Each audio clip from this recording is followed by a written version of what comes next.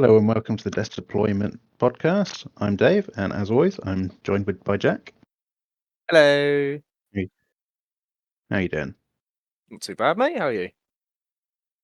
Yeah, it's been a little while since we did our last episode. Just a little bit, but we're busy boys, Dave. Got a lot on. Yeah, bit of a combination of busyness and the plague. Yeah. To be fair, Yes. you do. Yeah, there is a lot of plague. Yeah, my I think you immune seem to spend system half your life with the plague. just well, yeah, especially this year anyway. It's just my immune system decided, you know what, I'm gonna have a year off. And Yeah, that's fair. Is got your the middle plague, name got over Health the Central plague. London? But yes, so yeah, that and also it was my wife's 30th, so we had lots of plans all spread out over sort of a week and a bit for that, which was really nice. Yeah, so busy, and the usual Busy. work Nice stuff. one. As you do. How is your Yeah. your current gaming situation been? Have you got any games of the old world in yet? Non-existent. Annoyingly, I am so Still desperate to Zephyr. play. Yeah, so and like I've had a couple of offers to play Heresy, and I'm just I really don't want to until I've played Old World. I need to get it out my system. But that shall all change this Thursday, as Aaron and I are meeting up for a game, which I'm very grateful for. So what are you going to take for your list? The Cloven ones. Well, I'd be taking Beastmen, the Cloven ones. They'll be heading out to meet Aaron's Chaos Warriors. I'm not really sure yet. I haven't had a proper sit down. Problem is that I've got quite a few new models or new units, and they're all sort of going, "Oh, pick me," and I want to take them all, but they're only paying 2,000 points, so I can't take them all. It makes me sad, but I shall have a think. Obviously, going to be some Gores. I'm thinking I'm going to have to take my brand new Gorgon, which I have completely stolen from Tabletop Tactics and now always refer to him as Gorgon Ramsay because Understandable. it just brings me joy. So yeah, I think that's a must. There'll be Gores as my core. I'm either going to run a massive blob of them with shields, or I'll do two like a big-ish blob of shields and then a small 15, maybe 20 man unit with additional hand weapons that I might put in ambush with and give them the Totem of Rust because they won't have any armor anyway, so they'll just be reducing the opponent's armor.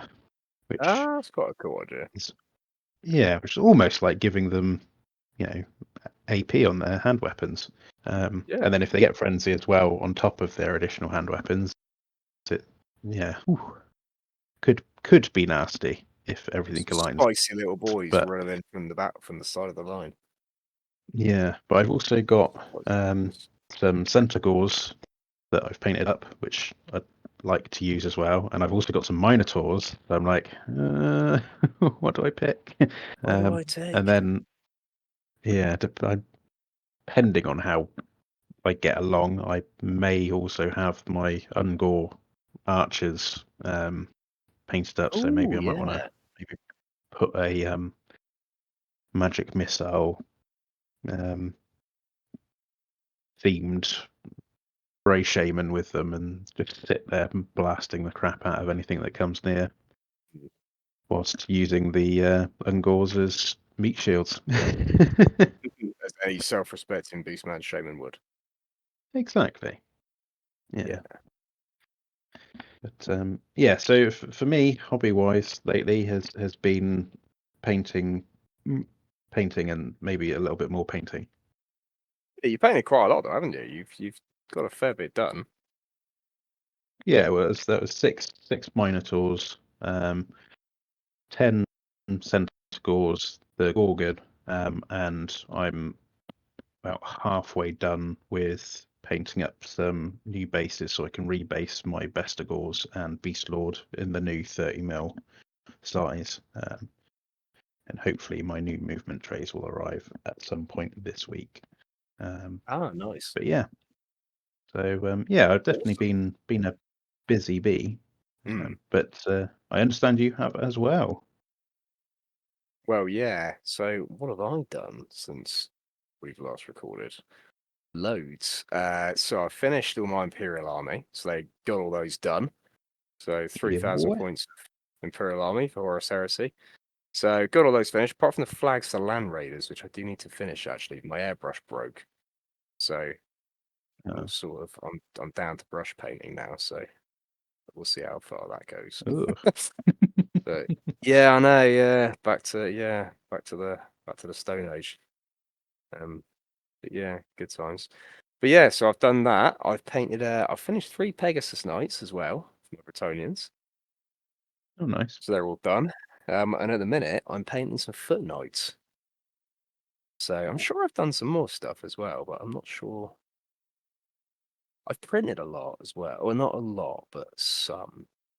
Printed some more Grail Not a Knights. lot, but a lot. Yeah, some.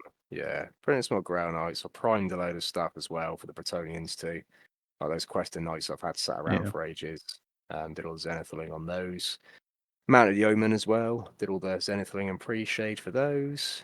And some Grail Knights as well. So yeah, got a fair bit done. And yeah, printed a lot of stuff for other people, printed some scenery, painted some scenery, done some event planning, or well, I say some event planning. I've done all the required event planning I had left to do for my event in June, which is now actually I've oversold, but because of the demand, I've added some more tables. So I think I've currently got one Nice. ticket left now after adding some extra size. That's going to be good. So that's my the old world event that Yeah. I'm doing on the 15th and 16th of January, which I call Battles in the Border Princes. Just before Games Workshop released their Battles in the Border Princes event, which was fun. I was like, oh, they robbed my name. But I was like, well, I'm not changing it now. You know, setting the Border Princes makes us happy. And also yours will be better because you won't have any of these silly rules about only taking the factions from Well, this Ravening is true. Hordes. Yeah, yeah, you Mm, can take whatever army you like. Yeah, yeah. I'm not gonna mandate that you can't use your Skaven because people from Age of Sigmar get really upset. Ooh. That's not a mockery of Age of Sigmar. It's just a mockery of Games Workshop's weird ideas of what you can and can't use in the old world. Yeah. But yeah, so yeah, you can obviously bring your legacy armies. I liked it. Legacy armies.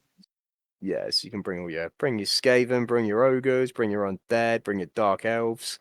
I think all of those armies are actually coming as well, which would be cool. So Oh, be that is sweet cool. seeing all those. Yeah, so it'd be sweet seeing all those. So I've got a yeah, I mate don't who's really. sorry. No, go on, Karen. I was saying I've got a mate who's just received a delivery, which means he's going to 3,000 points worth Chaos Dwarf. Oh, nice. Nice. Yeah. Yeah. Anyway, Oh, nice. Just some in scenery, Chaos Dwarf. did you? Yeah. Hmm. So yeah. So yeah, just so I printed off a couple of printed off some walls and stuff. I was trying to print some houses, but they didn't come out very well. But I think I was being a bit bold I was trying with some different resin settings as well.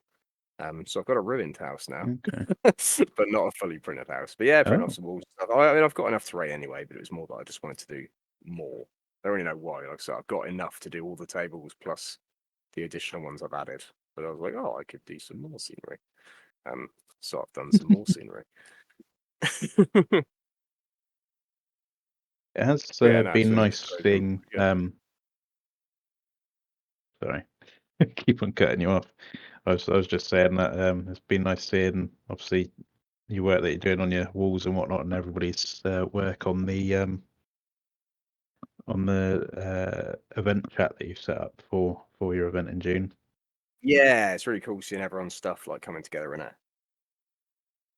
Like seeing what people are putting out. Yeah, It's like, oh yeah. Like it's just really exciting seeing all like that old seeing woodness. everyone. Yeah, that's it. Like I've been doing the work, Dave. I've been, getting people into fantasy for the last year, and now it's all come to fruition. All the commitments being like, you know what's really good? Fantasy. Turns out it is pretty good. So yeah, and I've obviously Excellent. played a lot of fantasy as well. Yeah, that's been the other thing I've been doing. Obviously, other than I've done a lot of other stuff as well, but gaming related. Yeah, been doing a lot of. I've played quite a lot of Old World as well. So still been with the Bretonians. I've only played one game with the Orcs and Goblins still. Well, one game with them and a couple of games against them. But I've played I think I've played 25 to 30 games now. Probably about 25, I think, with the Bretonians.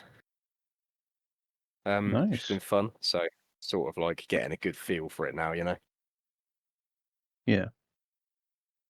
But yeah, that's pretty so good. it's been pretty good. And I even played some Horus Heresy, which is Oh a my. shocking expose, I know. So we'll go through that in detail later of all my games at James's Orphan's Hope event, which I went to in Oh Curtain yes. Games a couple of weeks ago. So that was really good. So we'll go through that towards the end. Yeah. Chat about that. My experiences bringing the glory of the Imperial Army to Orphan's Hope. Fighting and dying for the Emperor. Mainly dying for the Emperor, but that's what they're there to do. As a good guardsman or militiaman should. Yeah, well, this is it, Like, that's exactly what they're there to do. And by What God, did they better do it. honour But, than to die for the Emperor, eh? I know, exactly. Exactly. So, yeah, it's good stuff. So, anyway, in the time since we last recorded, what's been come out that's been new? Shitloads, isn't it? And loads of cool heresy stuff, isn't there? Or stuff that's been, Yeah. pre anyway. Yeah. So it's been all obviously the Beta Garmin book. Yeah. I think it's the main one. Have you even looked at that at all, or are you just like fully balls deep in Old World and then you're like, nah, Heresy's dead? No, I keep on looking at it. I'm like every now and again I get like a little spark, a little touch of like, oh, I could do this for Heresy, and then like 3 seconds later I look at something that reminds me of Old World and go, yeah, but Old World. It's like fantasy though.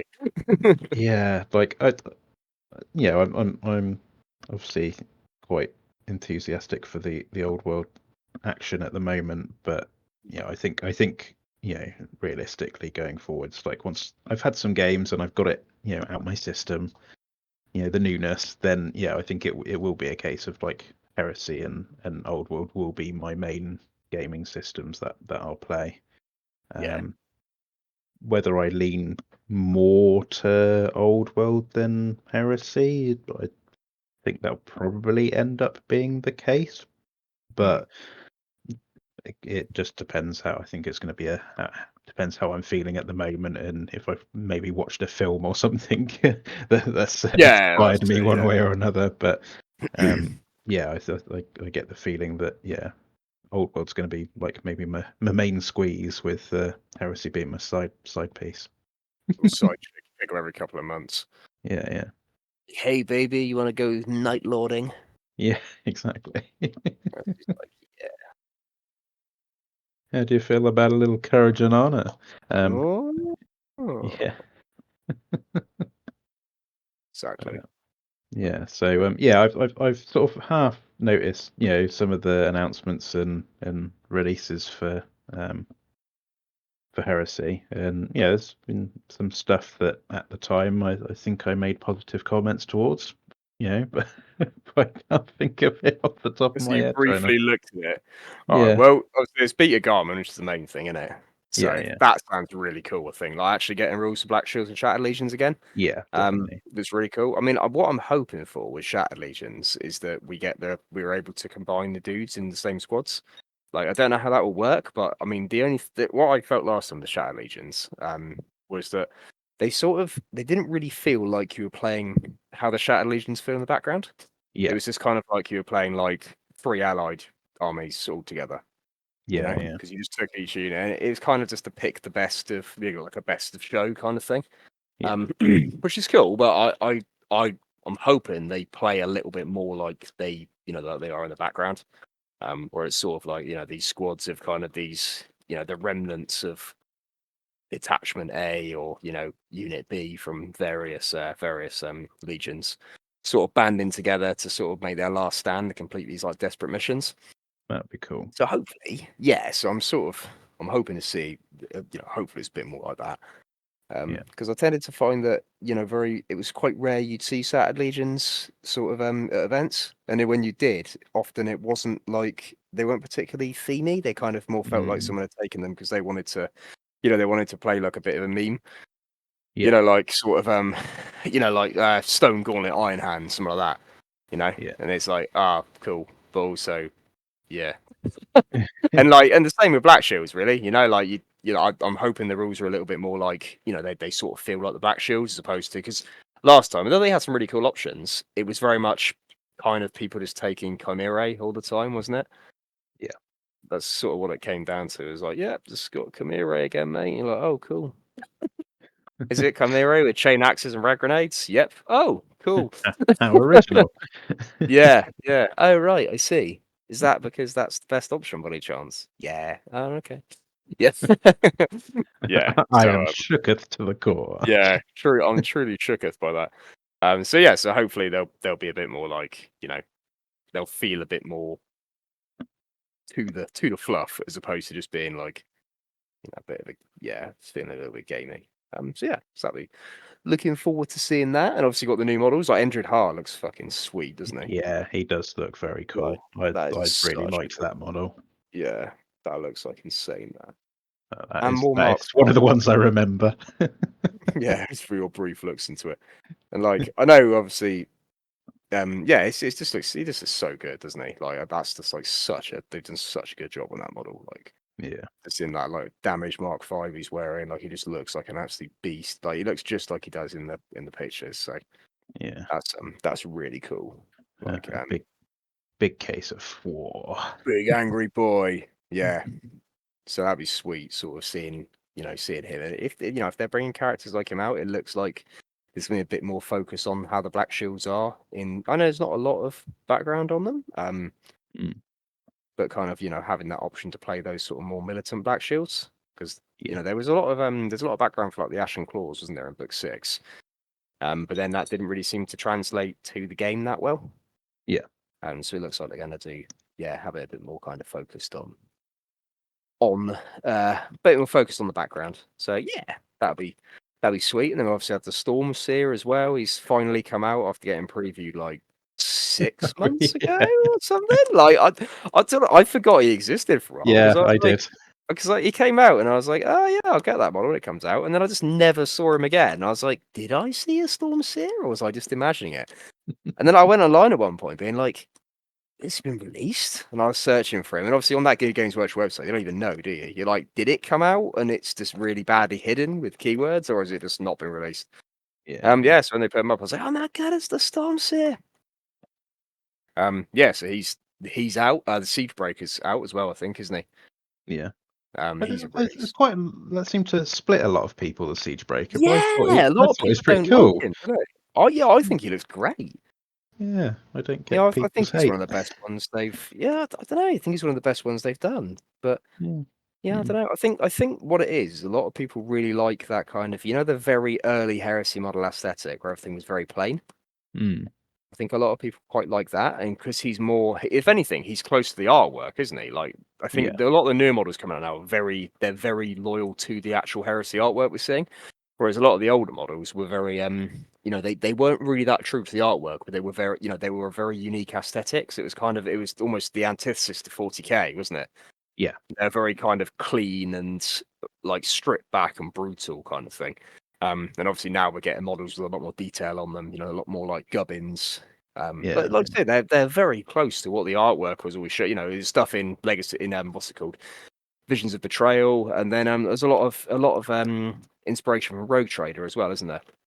In a lot of them, Yeah. which I love. You know, I really like that aesthetic. So yeah, I'm all for it. I think they look. Yeah, I think he looks great at Siegebreaker. Yeah, So I did from memory. I can't think of any of the Heresy stuff that has come out, especially since we last spoke. That I've not looked at and thought, yeah, that looks pretty good, or or at least I haven't looked at it and gone, oh, that looks rubbish. yeah, that's it. I think the only thing I've seen that's come out and I've not been like, oh wow, that's amazing, was probably the Solar Auxiliary Command Squad. Yeah. Like I think they look a little bit plain compared to the Forge World ones. Yeah. Like what Yeah. I was hoping for was to see maybe, because I know obviously that it came out originally as just as a Tercio command, didn't it? I Mm. was sort of hoping we might see like a League 8, not League 8 command. He's the smaller one, isn't he? What's the higher commander called? I can't think what his name is now. Lord Marshal. I was hoping we'd see like a Lord Marshal in a command squad kit. So you'd have like the more ornate armor and the kind of the That would be gubbins and stuff cool. that the Resins one had. Yeah, it doesn't look like that's going to happen. No, So that's a little bit of a shame but because never say never. they're definitely sorry. Never say never, though. Maybe one day. Yeah, that's it. Yeah, it might happen. Yeah, it might come out down the line. So yeah, I think that's probably the only thing I've seen that I've not been like, oh wow, that looks great. And it's not because it looks bad; it's just because it's very plain compared to the original Lord Marshal. And I was Mm. sort of like, oh, like it was quite cool seeing like this kind of like overly extravagant dude leading the army. With his command squad, and they're very kind of unique. I guess just a unique style Yeah. going on. So it's that kind of like high tech but low tech kind of thing, wasn't it? With all the bells and whistles going on. But yeah, but I mean, all the rest of the plastics are obviously look great, though, don't they?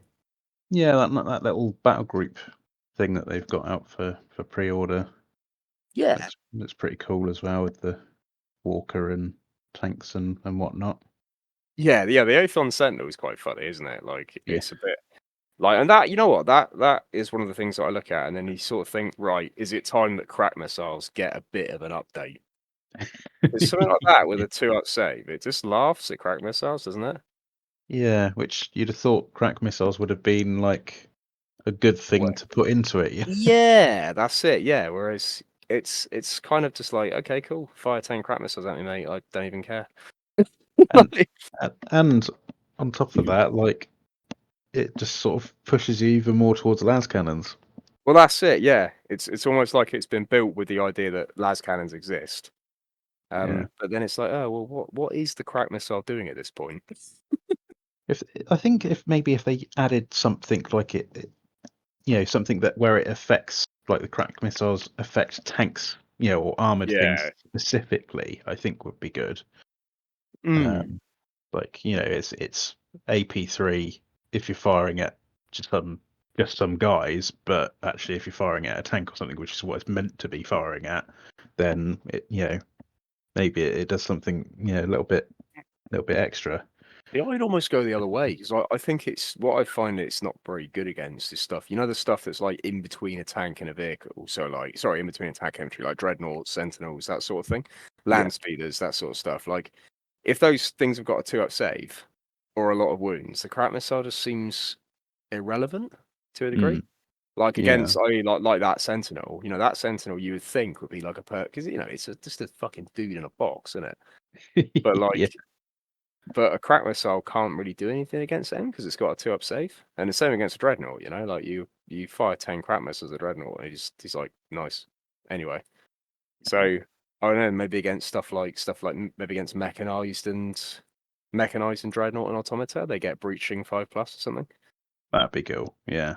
Yeah, like just to Help them along yeah. a bit. Make them a bit Yeah, more that's it. relevant. Yeah, because I think with stuff like that, it just kind of highlights how useless crack missiles really are now. Mm. Like, I know they've got some purposes. They're still quite good against I suppose, against Automata. But then compared to a Las Cannon, they're still not really worth having, are they? Mm. Because I know they win Castellax on 2s, but then against stuff like Domitars, they're still winning on they're winning on 3s, and then you compare it to a Las Cannon, you think, well, might as well have a Las Cannon because it wins on 2s and it's good against all the 2-up stuff as well, like it can do against the Thanatar. Yeah. Yeah, and then obviously, it's interesting. I just kind of, but then maybe it's just the case the Las Cannons are too good. Yeah, yeah. I don't know what the answer is. Mm, But I think crack missiles definitely feel weaker than they should. mm, yeah, or like they're just missing something. Mm. Hmm. Uh, Is there? but Yeah, yeah, But anyway, moving on from the Crab Missile. But yeah, yeah. So there's been a lot of really cool releases, and then obviously we've had the next wave of all the fantasy stuff as well. So Bretonia's now got a full range. Tomb King's now got a full range. Actually, I yeah. think Tomb King's still missing the Scorpion, aren't they? No, they've got the Oh, Scorpion, but I The think they're Scorpion's out. missing. Yeah, they're missing the casket thing. Oh, is the car? No, the casket sells out. I think. I don't think it Hold is. on, let's fact check ourselves. Jamie, But get that up. yeah, I'm looking at the pre-release article, and obviously it's got the Bone Dragon you can now buy separately, the Emissary of Cetra, Ah, the but not Warriors and the Archers, casket. Horsey Boys, Chariots, Hmm. uh, the Tomb King on a chariot. You got the Whippy Boy and the Scarabs, the Oh yeah. Scorpion, Carrion, uh, Yeah. poultry Oh, and things, and the Prince of Pothos as well. yeah, and the screaming catapult thing. Yeah. Yeah, you're right, yeah. Yeah, it is Yeah, a casket of souls is missing. mm, Hmm. which is interesting because isn't that like the most popular In model for theory. Tomb King? Ah, I don't know, I'm not sure. It's probably up there, I'd imagine, 'cause it looks awesome, doesn't it? It does even So I now. would assume that's gonna come back as a resin kit at some point, like they've how they've updated the carrion and the bone giant and the catapult and stuff. Yeah. I would assume it's gonna come Well, that's back the like point. that. Have we got Bone Giants as well? Oh, that's the point, have we? No. Mm, No, so maybe the bone giant and the casket of souls coming together then. yeah. I'm sure there's probably something else that we've missed as well because I don't think there's Yeah, a no, that skirmisher kit either. I think people just uh, using those out of archers. I think. oh yeah, but that's what you're supposed to do. Yeah. They've never had their own I'm just models. trying to think if they're going to do like a couple of different kits that they're going to release at the same Oh yeah, time, maybe like in a yeah, final release for the army. I don't know. yeah. What about on Britannia? Have they got anything missing from there? I think they've got it all now, actually. Mhm. Off the top of my head, yeah, I think because the only thing that was really missing before, I didn't know if the squires were going to come back, but the squires are there now. Right. Which is cool. So I think Bretonia has got everything now. Obviously, some of the character options are missing, but they came back as a made to order for a bit, so they were around, and you can get because there's no paladin on a normal Pegasus at the moment, but he was part of the made to order a few weeks ago, and there's no Okay. foot knight heroes other than the Lord with Great Weapon. Weirdly, the one that was never released and now it's come out. Oh That's yeah, now. yeah. Oh no, there is a foot knight hero. There's the Forger one, isn't there? The paladin with the Great Weapon. So yes, there is. Yeah. So Hmm. yeah, they've got everything actually. And yeah. Okay. Yeah. Hmm. So Well. yeah. Well, actually, hold on. Have the men at arms come out on their own yet? Mm, No, they haven't. No, the men at arms and the peasant archers still aren't available on their own yet. okay. So yeah, it sounds So like that maybe there's going to be a third sort of wave, as mm, it were. yeah, with the The final last few stuff. bits for them. Yeah, and then it's on to the Orcs and Goblins after that, isn't it? Yeah. Well, I don't know if the Orc Battalion set had been showcased when we last Oh chatted. yeah, maybe it hadn't. Yeah, maybe. Yeah. Maybe. So yeah, so obviously Orcs and Goblins are coming next. Yeah. Which and that looks like it's gonna be a really good release. I mean, if they release all of that in one go, Mm, that's gonna be pretty awesome. That was 'Cause it definitely looks a case of seeing that and going, like, maybe one day, but not now, Dave. Come on. not yet. I mean, yeah, that battalion set, I mean, that's a really good starter set, isn't it? Yeah. Get a Yeah. really good chunk of boys, good chunk of goblins, 2 chariots, and, like, because it's got no heroes in it, I know that's in a way, that's a bit of a pain 'cause it's not good to start an army with, but it's probably pretty good to build an army out with, or, like, you know, I mean, it is good to start. It's not as good as a box that comes with heroes, Yeah. but it's a good way to expand an existing army or build a new one, I think. Yeah. Yeah. Which is really cool. And those new characters look awesome, don't they? I mean, that Black Orc War Boss looks Mm. brilliant, doesn't he? Yum. Like, yeah. The Shaman looks pretty sweet as well. I'm not a huge fan of Shaman. Like, he's got a lot going on, if you know what I mean. But it might be the paint job. I think the paint job is very vibrant. Or like Yeah, Age of maybe. Sigmar vibrant, if you know what I mean. But it does look good though. I think he's gonna be a nice model. But I think what I'm looking at mainly is all the stuff that's coming back. Like obviously all those awesome models that they haven't sold for years are coming back. It's just like, oh yeah. Yeah. Like we got the Black Orcs back, the plastic War Boss kit. That's one of the most underrated kits made, I think. It's so good. Mm. Like It's, I don't need another one, but you know, it's good. And then we got the Forge World kits. Like I say, you got the Forge World Orc Command. So really good. Forge World Goblin Command, which are brilliant. So I mm, want that standard bearer. I'm trying to get all that standard bearer for years. So now he's finally back. I might have to pick that bad boy up. And then we got the Hag, the River Troll Hag. So I'll probably get an heir as well. nice. So that's an awesome model. Because that was one of the ones coming out of Warhammer Forge, wasn't it? And I mean, it was probably, I don't even know how long it was out. It wasn't very long. Mm. So it came out, then Age of Sigmar came out, and they were sort of around for a little bit and then just disappeared. But back then I was too young and poor to purchase it. Yeah. But now, yeah, I mean that Now just I'm looks. too old and poor to Yeah, now I'm old and poor. Yeah, Yeah. but we've got I mean, and all the list of stuff they're bringing out. I mean, big bosses, wolf riders, bolt throwers, doom diver catapult, wolf chariot, orc shaman, and orc shamans, which I'm assuming just means they're bringing out all the different orc shaman sculpts or a fair few of them. It's really Guessing good. so. Big uns as well. Those big uns models are really nice. I expect they're going to Mm. be too expensive to buy a whole unit of them. But if you pick up like 6 just to pump your front rank out, so you know they're distinguishable from your orc boys. Yeah. Then just fill the rest of plastic orcs. It's really good. You know, snotlings, pump wagons, common trolls, and the common trolls. I mean, they were really hard to get hold of.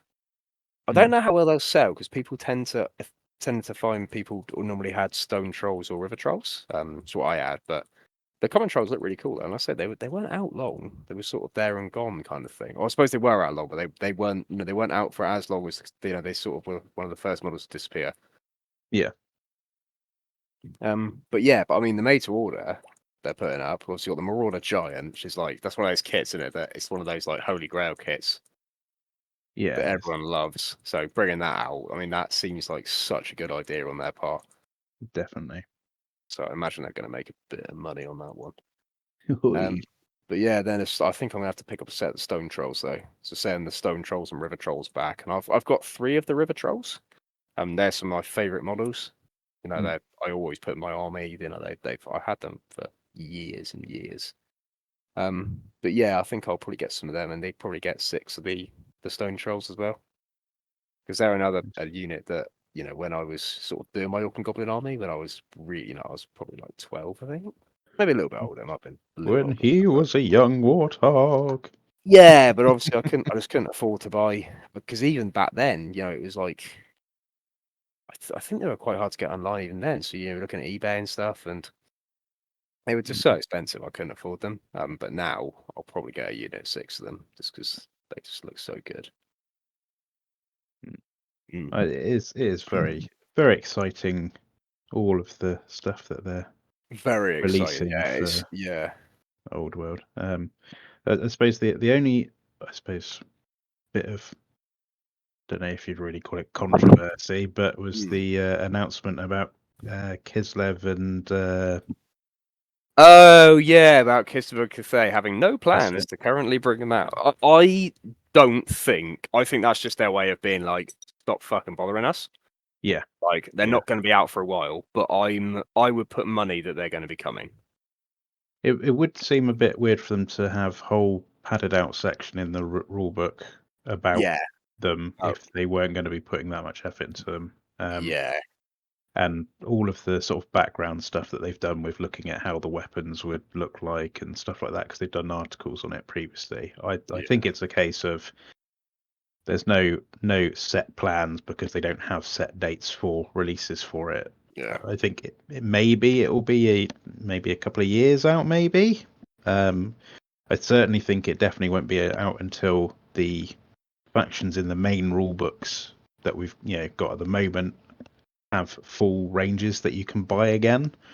But it wouldn't surprise me if after, I think, is it Empire? I think it's meant to be the last ones coming out. So I think after they've got a full set that you can range that you can buy for them again. It really wouldn't shock me if all of a sudden it's like, oh look, these are coming out now. Yeah. Oh, I think we'll see Cathay before Kislev. Yeah. Yeah, that's my. Yeah, I think we'll. Oh, I think we'll see because if they're going to do.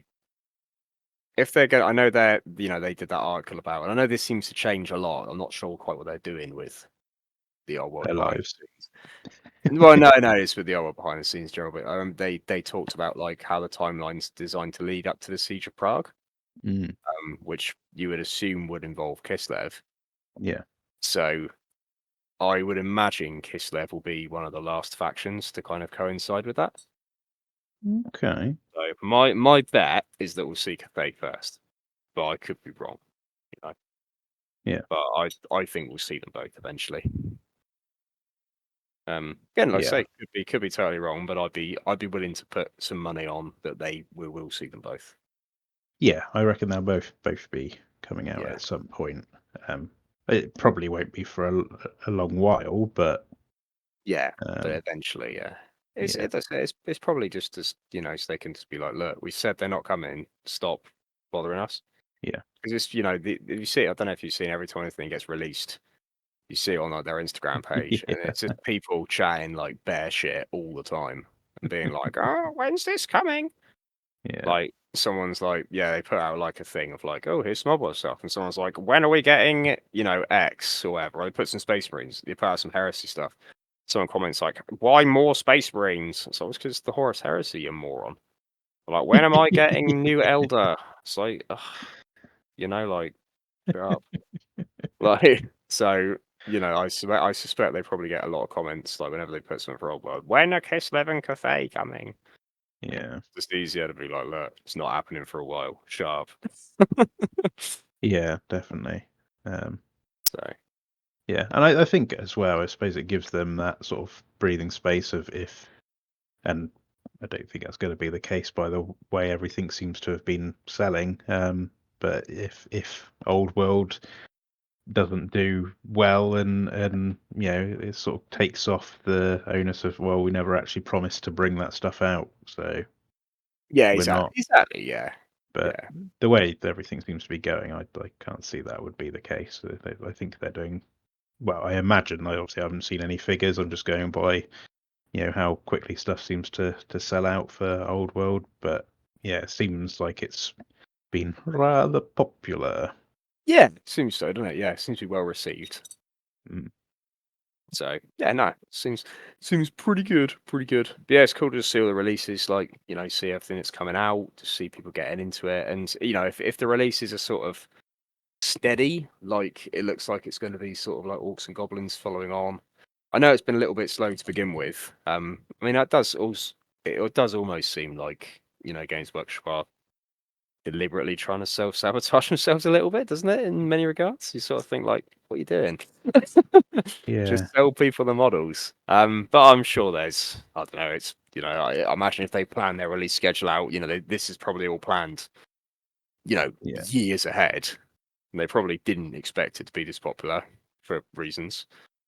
yeah, And now they're like, oh, people want the game. And it's not like they can just change their production schedule to keep up with it, is it? So yeah. We may find that, like, with once this current cycle is release cycles finished with, that we might see maybe an increase or pick up on how quickly stuff is churned out for Old World because of the popularity that they've found with the release. Yeah. And then they go from there. But yeah, it is nice to see how how many people have picked it up and are interested, and even sort of around me, I've seen a few different gaming clubs, putting up that they're going to be running like either a slow grow, sort of like maybe not like tournament or anything like that, but just like little events for people to put some models together and give it a try, and get something on the table, and Yeah. it's Yeah. Which is really promising, isn't it?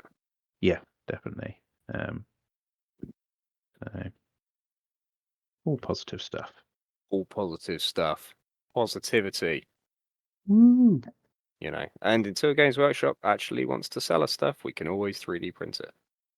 Oh yeah. So at the end of the day, we've got the game, we've got the rules, we've got a community that's getting built up. So, if you can't buy it off Games Workshop, you can 3D print it.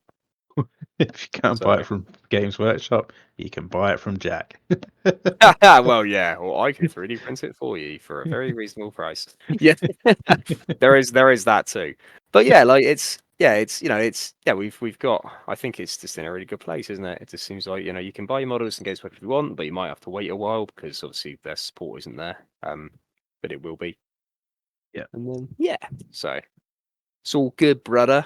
It's all good, and I'm just looking forward to playing some Old World. Well, I say that, I'm playing a lot of Old World anyway, but like playing some Old World, at events and stuff later in the year, to seeing everyone's armies. Because I mean, obviously I went to that fantasy event last year, and that was one of the best events we've been to, wasn't it? Just like the Yeah. vibe there was like so good, wasn't it?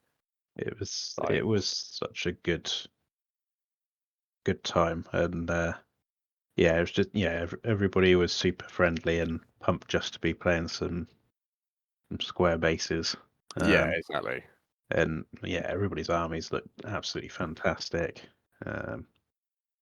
It was just a really good, and everybody was having a good laugh and a good time. Nobody was taking it too seriously and being a proper like try hard. Which Yeah, is and like nice.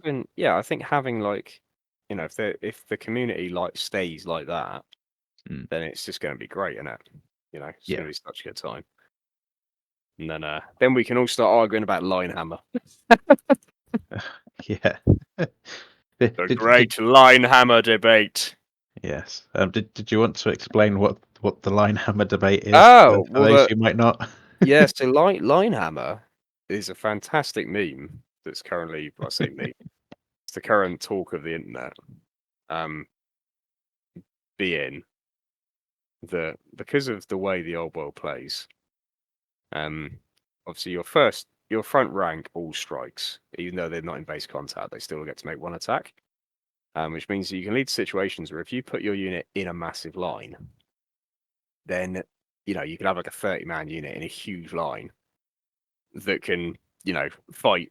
Even though like two of the models will be touching, the whole line can all fight and attack, and then you'll win combat. And it's actually it's really strong, like really strong, and it's probably a little bit too strong, and it doesn't look very good on the table. No. So it's not ideal, and it probably could use an FAQ to change some stuff to do with that. But it isn't the end of the world because obviously, if you play with the agreement just to not be a dick, then it's fine. Yeah. I'd imagine it's more of an issue people that actually want to play competitively, because it is a bit weird, Yeah. and it actually is. It is very easy to play. Let's say easy to play with. It's not easy to play with. There's probably a lot of tactical depth to it, to using it, but it doesn't look very good. No. And that's the problem. Like, it's not I'm not quite sure it's how the game was intended to be played. But No. because of the caps on rank bonus, and the rules around reforming, it's a very viable strategy. And the rules for charging as well, because obviously if you charge, you still get to close the door if you make contact. And if you Mm. don't close the door, the enemy has to close the door, and you only count as make a disorder charge. But a disorder charge doesn't really matter that much, in this edition. You don't get your initiative bonus, but obviously if you've got a ton of dudes, if you're making a sort of charge with like a line of 30 dudes, and the enemy's only getting 5 attacks back against you, it's still You worth get it. us, yeah. Yeah, exactly. Yeah, so it is a bit, yeah, like I've sort of played around with it a little bit, and then been like, right, I'm not going to do that. We'll go back, and I'm going to play because it looks better with blocks. But here's what we could do here, and it is a bit, yeah, it's a bit weird. But Yeah, that's the current topic of debate. Well, I I mean, think it's not really, but like yeah, online, like, and it's actually not a thing in games I've been playing. But like I say, it's not sort of because I suppose we've been more reasonable about it. But you could, in theory, play some very weird games with it. yeah, I think like you say, it could do with an FAQ just to clear it up. Mm. That way, nobody can argue one way or the other because that's the rules. Yeah, I mean, Um, they are. To be fair, it's not like it's it's not like it's a grey area. It's very much the rules that it works. oh It's fully yeah, legal. it's Yeah. it's just that do you be that guy? Yeah, exactly. Yeah. Which you don't unless you're playing like a competitive game. But that's a different. I'm not sure the old world's designed to be a competitive game. It can probably. I'm certain it can be played as a competitive game, probably quite well because it's a really, it's really fun. But I think editions like 8th edition are probably more suited to competitive play. Yeah, yeah, exactly. I think that's the difference in types of players. Like I'm not. I wouldn't really class myself as a competitive player. I like to, especially Oh, with you're with the idea of old world of going for what looks really cool and is fluffy with the army is definitely what does it for me, sort of thing. So yeah. if I sort of went to an event and somebody's like, right, well, I'm spamming this unit because it's the best one, and everything's going to be in a long line. It's like that's going to just absolutely break it for me because I'm like, wow, this looks shit. Yeah, that's it. Yeah, it's like, wow, this is not enjoyable. Yeah, Yeah, but obviously, like I say, if people do want to play competitively, which is, is up to them. If you want to play competitively, ideal. But yeah, it does seem to be a bit of an issue. But it's still early days, though. I know there's a lot of this talk of, this, well, you can do this, you can do this, and a lot of talk in group chats and, like say, online and stuff, and people chatting shit to each other. But at the end of the day, like, it is still really early days, and it's probably, it's a little bit early to draw massive conclusions about stuff. I know the other big topic is obviously dragons, because dragons are really powerful. yeah, And there's a lot of, people saying, "Oh, are dragons too strong? Are they not?" And it looks like they probably are a little bit too strong, but they are beatable. They're not the be all and end all. mm, But they are pretty strong. I think specifically the Chaos Dragon and the Tomb King Dragon. And actually the Vampire Dragon as well is pretty scary. But the Tomb King one's pretty good because you've got an armor that makes you reroll 6s to wound, which obviously is the Monster Slayer roll. mm. So obviously a good counter to dragons is someone with Monster Slayer. But if you got a Tomb King who's making you reroll that Monster Slayer roll, then it's a bit savage. Yeah, yeah, But again, that probably does come down to you're probably not going to see real problems with that unless you are playing very competitive games. mm, And if you are, then maybe that's not how our world's designed to be played. Because yeah, I think I'd rather just, I think I'd rather play Dragon Hammer, as it were, with like a load of dragons and stuff running around than start putting like comp systems in. So people are talking, oh, we yeah. should play 1,999 points, whatever, and it's like, no, like, fuck off. Like, Yeah, I don't know. I don't know whether it is the intention or if it's just the way I look at it because of the games that I play. But it does kind of feel that if you want to be more along the sort of competitive meta chasing style of play, then you've got 40k and Age of Sigmar. And if you want something that's more narrative and looks good and is maybe a bit more chill out, playing wise, but into it for the fluff, then you've got Old World and Heresy. yeah, that's Um, it. Yeah, I think you're right there. I think the games, like you say, are divided differently in that regard. mm, Well, that's what they seem to be going for now at Games Workshop. I think that's their intention. yeah, Is that our World and Heresy are for those more, for more relaxed games. We're like, oh, this looks really cool. It might be breakable if you play like a dick. but you're not going to play like a dick. You know, you've come to the agreement that you're not going to be a dickhead and you're going to have a good time together. Yeah, and I think that's perfectly fine. You know, it's fine for both of those to exist in a vacuum. Which is funny because Old World and Heresy, on the surface anyway, the rule sets are a bit more complicated and have a bit more finesse to them. Well, you say that. I think 40k is probably the most complicated game now, but only because it's got all these layers of what you can and can't do, specifically because Yeah. of the competitive scene. You Yeah. know, it's like every document is like a rules. You know, it's like a piece of legislation because they've tried to write it in such a way that it can't be abused. And then there's FAQs for the FAQs, and there's changes for this and changes for that, 'cause, which probably makes it really hard to actually understand. Yeah. But it's not deep. Complex, but not deep, probably the way to go. Whereas Heresy Yeah. and Yeah. Old World have got, they're not. I wouldn't say Heresy's super complex. I think Old World's probably quite complex, mainly because of the way the rulebook's set out. I have heard some comments Spoiler about alert, the. Yeah. not very well. No, it's an excellent game. But yeah, the way the rulebook is indexed is fucking terrible. Yeah, Like, I haven't played any games yet, but already when I've gone to like, I'll double check what that rule does or something like that, and I've gone to the back and I'm like, what? Where is it? it's like, and you won't find it unless you literally read the entire rulebook. Like, and then you'll be like, oh, it's there on this page under something vaguely related to it. Which is all very well. Like I said, if you read through the rulebook start to finish, it's quite nicely set out. But if you're trying to find a rule while you're playing a game, it's like, Yeah. good luck. kind of like it's kind of taken notes out of the writers for the Oh, action. bolt action. Yeah. Yeah, very similar. Where's this rule? It's like, oh, it's in a little box out on a page that's otherwise just got art on it. Yeah. It's like, oh, I see.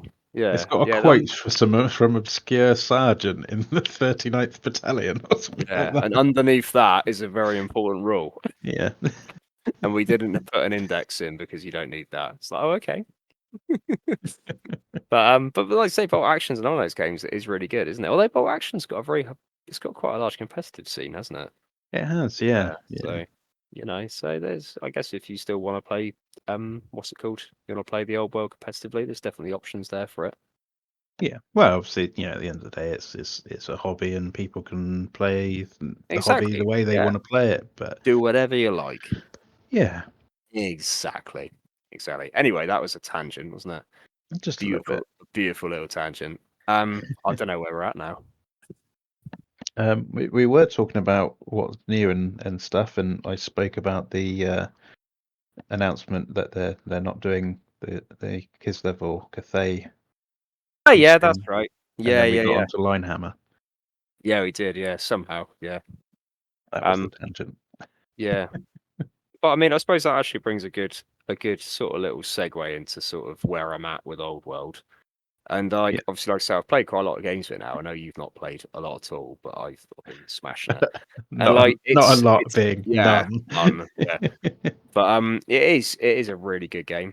As I say, there's definitely parts of 8th edition that were better. But Old World is really good. It's a really fun game. So my main gripes, obviously, I actually haven't really had any issues with like the whole thing with dragons and Linehammer. That's not been a problem so far, to be honest. Like, it could be a thing, definitely, but it's not been a thing so far. For me. The only thing I've found is weird is that level 1 and 2 wizards seem a bit crap. Like, there doesn't really seem to be. Yeah. Like, they're not. There's definitely uses for them, but they're very limited and they can't cast if they've got, like, if there's going to be like a level 4 within 24 inches of them, they're kind of screwed. It's just like, well, you're not going to get anything off. They're very like they're very hamstrung by that. So they kind of need to be either like on the flanks or doing something special to have a purpose. Yeah, I have heard the suggestion that one way possibly to fix it would be to have it so level 1 and level 2 wizards get +1 to their casting roll, and level 3 and level 4 get +2, and then it's not so egregious. And you're still people will be like, oh, well, what's the point in having a level 4 or a level 2? It's like, well, they know more spells. Yeah, I would disagree with that. I don't think that's a very good solution because it would make it very difficult for levels 3 and 4s to cast their spells that they're supposed to be casting. Oh, okay. So I wouldn't do that. Just because the way the magic's set up, there's some spells at like a level 2 and a level 1 are very, very unlikely to cast. Right. It's almost impossible, in fact, with some spells. So Oh, they're okay. only spells that are, they're evidently designed for level 3 and 4 wizards. Okay. And I think if you were to change the pluses to the casting value, you really suffer Yeah. in that This regard. So is. it's I think the issue is it's very difficult to actually change anything because the way the magic rules are set up. Mm, Because it's this 2 dice plus your level thing. yeah. Without changing the cast value of all the spells, I don't know what you could change other than make level 1 and 2s even cheaper. Which would probably Yeah. be a mistake because you probably suddenly hit that point where they become like spammable, Yeah. and then you get some really weird like giant lists, probably involving goblin shamans, which are probably some of the better level 2s because you can spam them. Like they're pretty cheap, so Mm, you can just have one like lurking in a night goblin unit, and it's kind of worth taking them just to take so you can take another night goblin mob because goblins are. I'm saying this obviously. This is based on I've had some pretty limited gameplay with actually playing as the orcs and goblins. I've played against them a couple of times. yeah. But that's my opinion. That probably isn't particularly bet. It's not based in its severe battlefield data. So could be wrong. Mm. Yeah. But I suppose the other problem with doing sort of big sweeping changes to try and fix a rule, especially like that, is it could have a real adverse effect on some armies against others. Like I suppose like vampires and tomb kings, where you have to have wizards to be able to make the most of your army, like bringing back troops Well, and stuff that's like that. funnily enough, they're the factions where the level 1s and 2s are the best because they don't have to do spells. So Yeah. bringing your troops back isn't a spell now, so that wouldn't be affected by that. Yeah. So like a level 1 Tomb King's wizard is probably not even there to cast a spell. He's just there to raise skeletons. Like, so he, ironically, yeah, they'd be fine with you changing the cast values and stuff. Um, I mean, so because they'd be like, okay, cool. Well, I wasn't going to cast that spell anyway. I'm just sat here with like whatever. I've got like one of the signature spells, and the off chance I might cast it, but I'm just here to raise skeletons. Yeah, no, I meant more So, as in like if they turned around and said, okay, well, for these size games, you could only take X number oh, of I these types see. Right. of wizards. Sorry, I see. Sorry, I Yes. didn't explain that very well. No. That's right. No. I see. Yeah. You're right. Yeah. That would. Yeah. You can't. I think capping anything's a really bad idea. Like after the game's been released, like except maybe Jarakotas. But capping gyrocopters might have to be a thing at some point. Is that quite bad? Is it?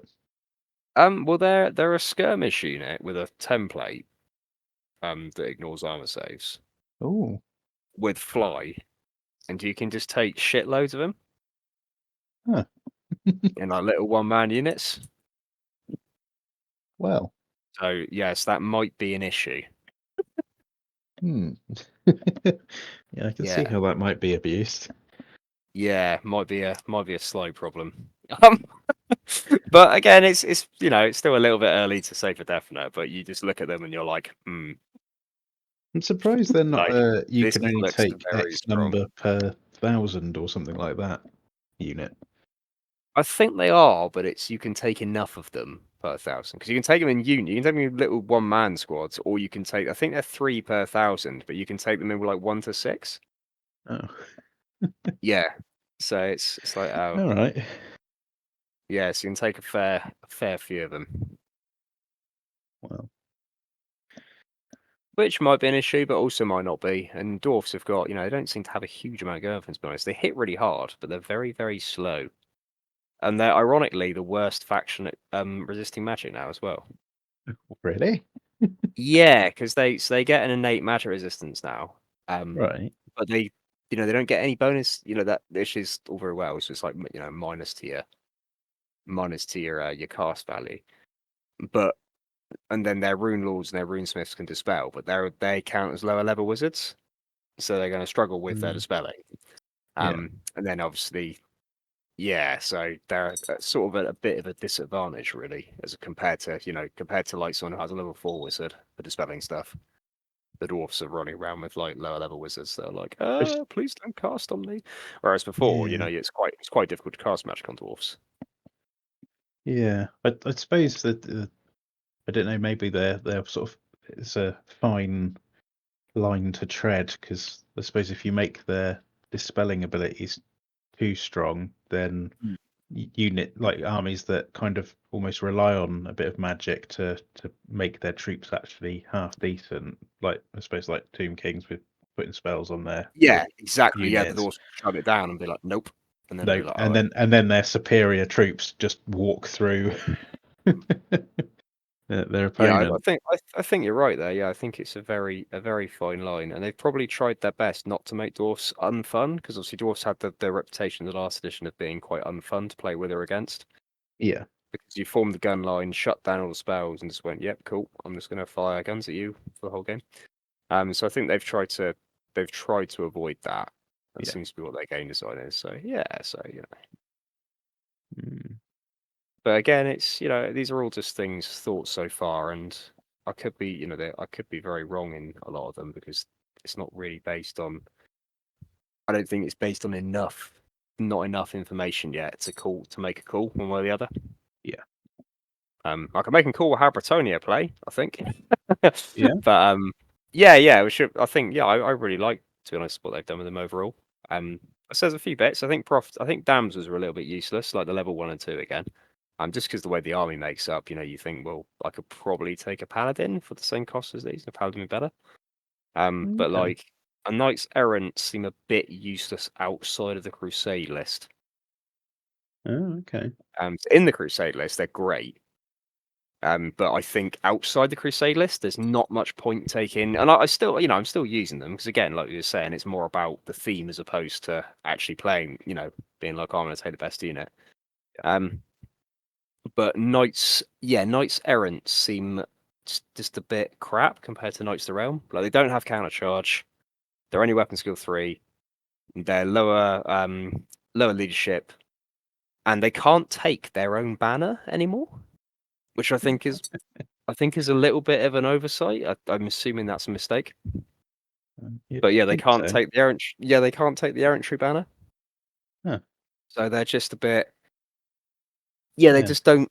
Yeah, compared to a Knight of the Realm, which they obviously they're cheaper than Knights of the Realm, but Knights of the Realm are just better overall, and they're Yeah. not impetuous as well. So which is quite obviously impetuous. It probably isn't as bad as it's made out to be. I know you see a lot of stuff about how shit impetuous is.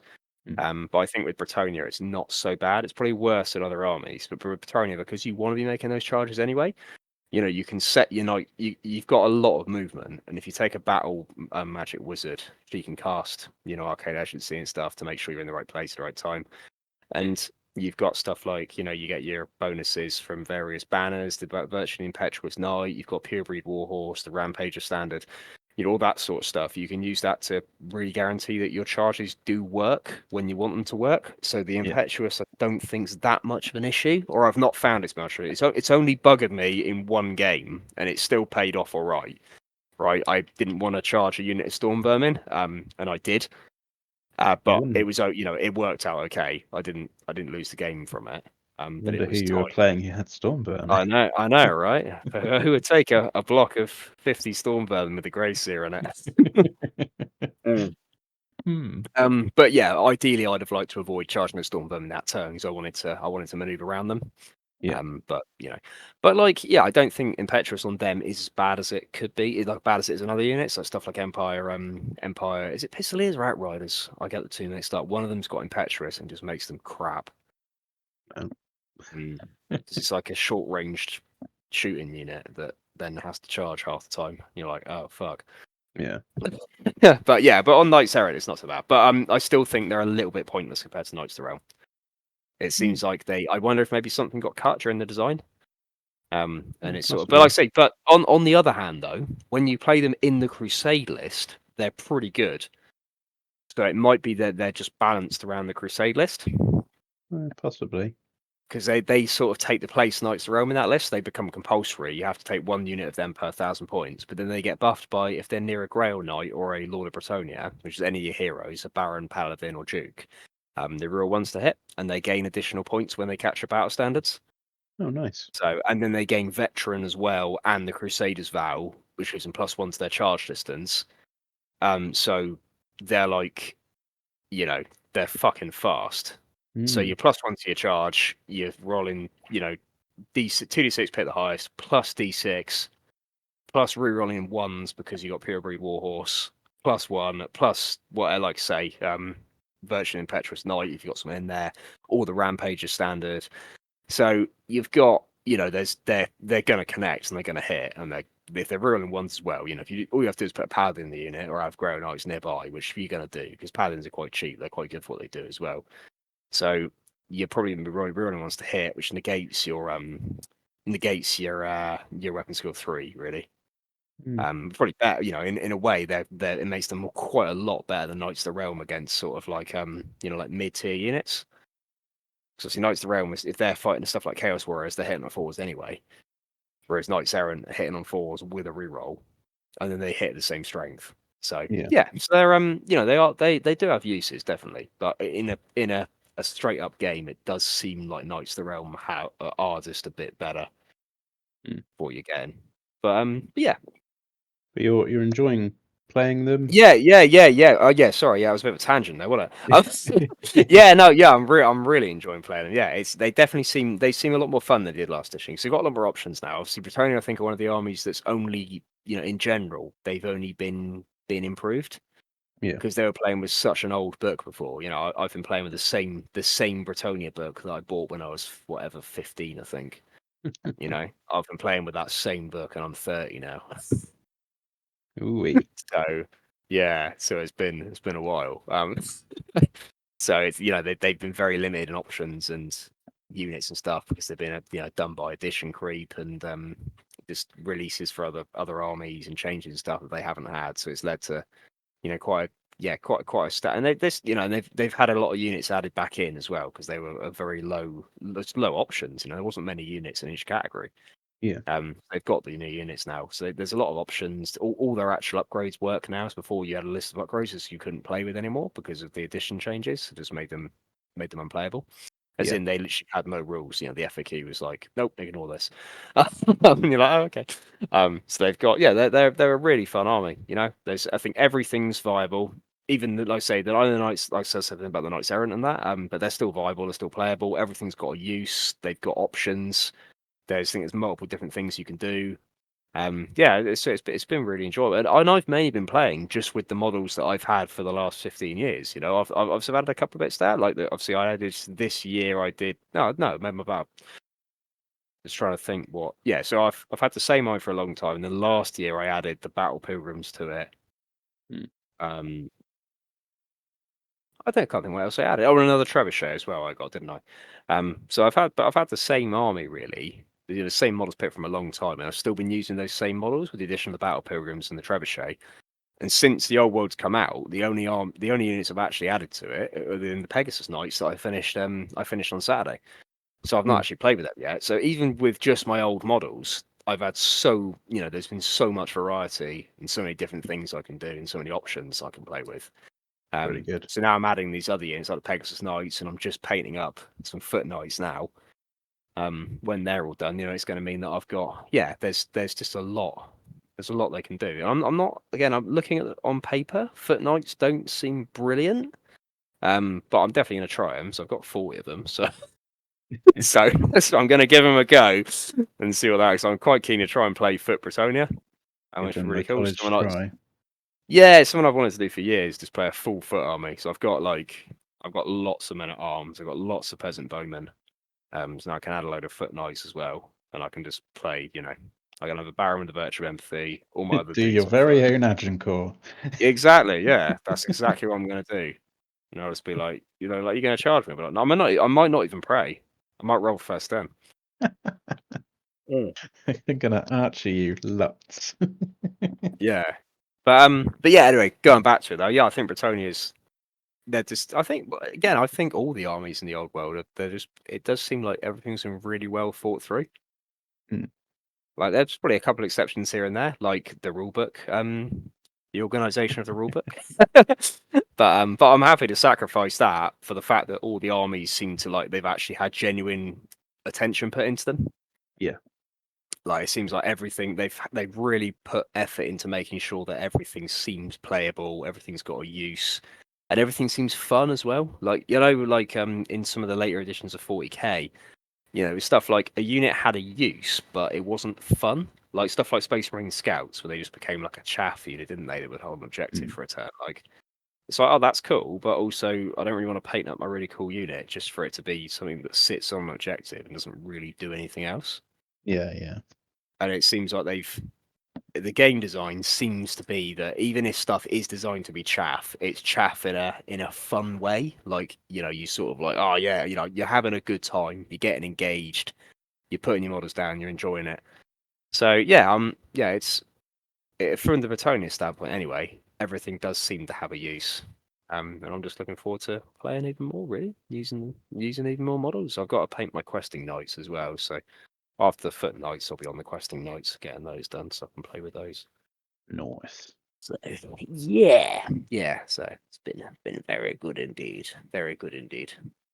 Yeah, I think for me it's get these Ungors done after I've done these bases for my Bestigors, and then look at maybe getting you to do me a couple more units. I haven't got much more. I think I want now to add to the army just so I've got different things to choose from. But I think I want to get Dragon Ogre Shaggoth and Nice. some Dragon Ogres just again, so I've got them.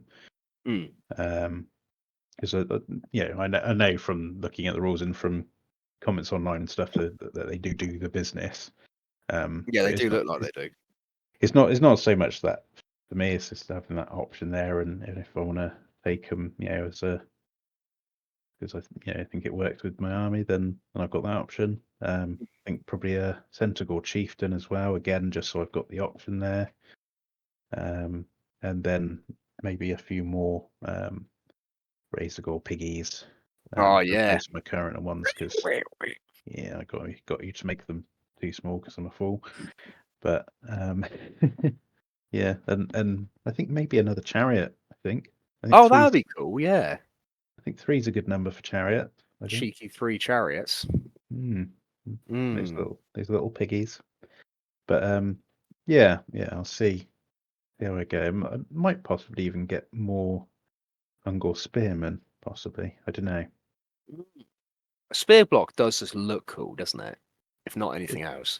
It does, but it's the only thing that sort of puts me off with doing a big block of Ungor Spearmen is that part of the reason of taking them would be because I'd want to use the Chariot Runners raw, and So you want them in skirmish? yeah, and I'm like, I don't want to be moving like 30, 40 yards of Spearmen in skirmish formation.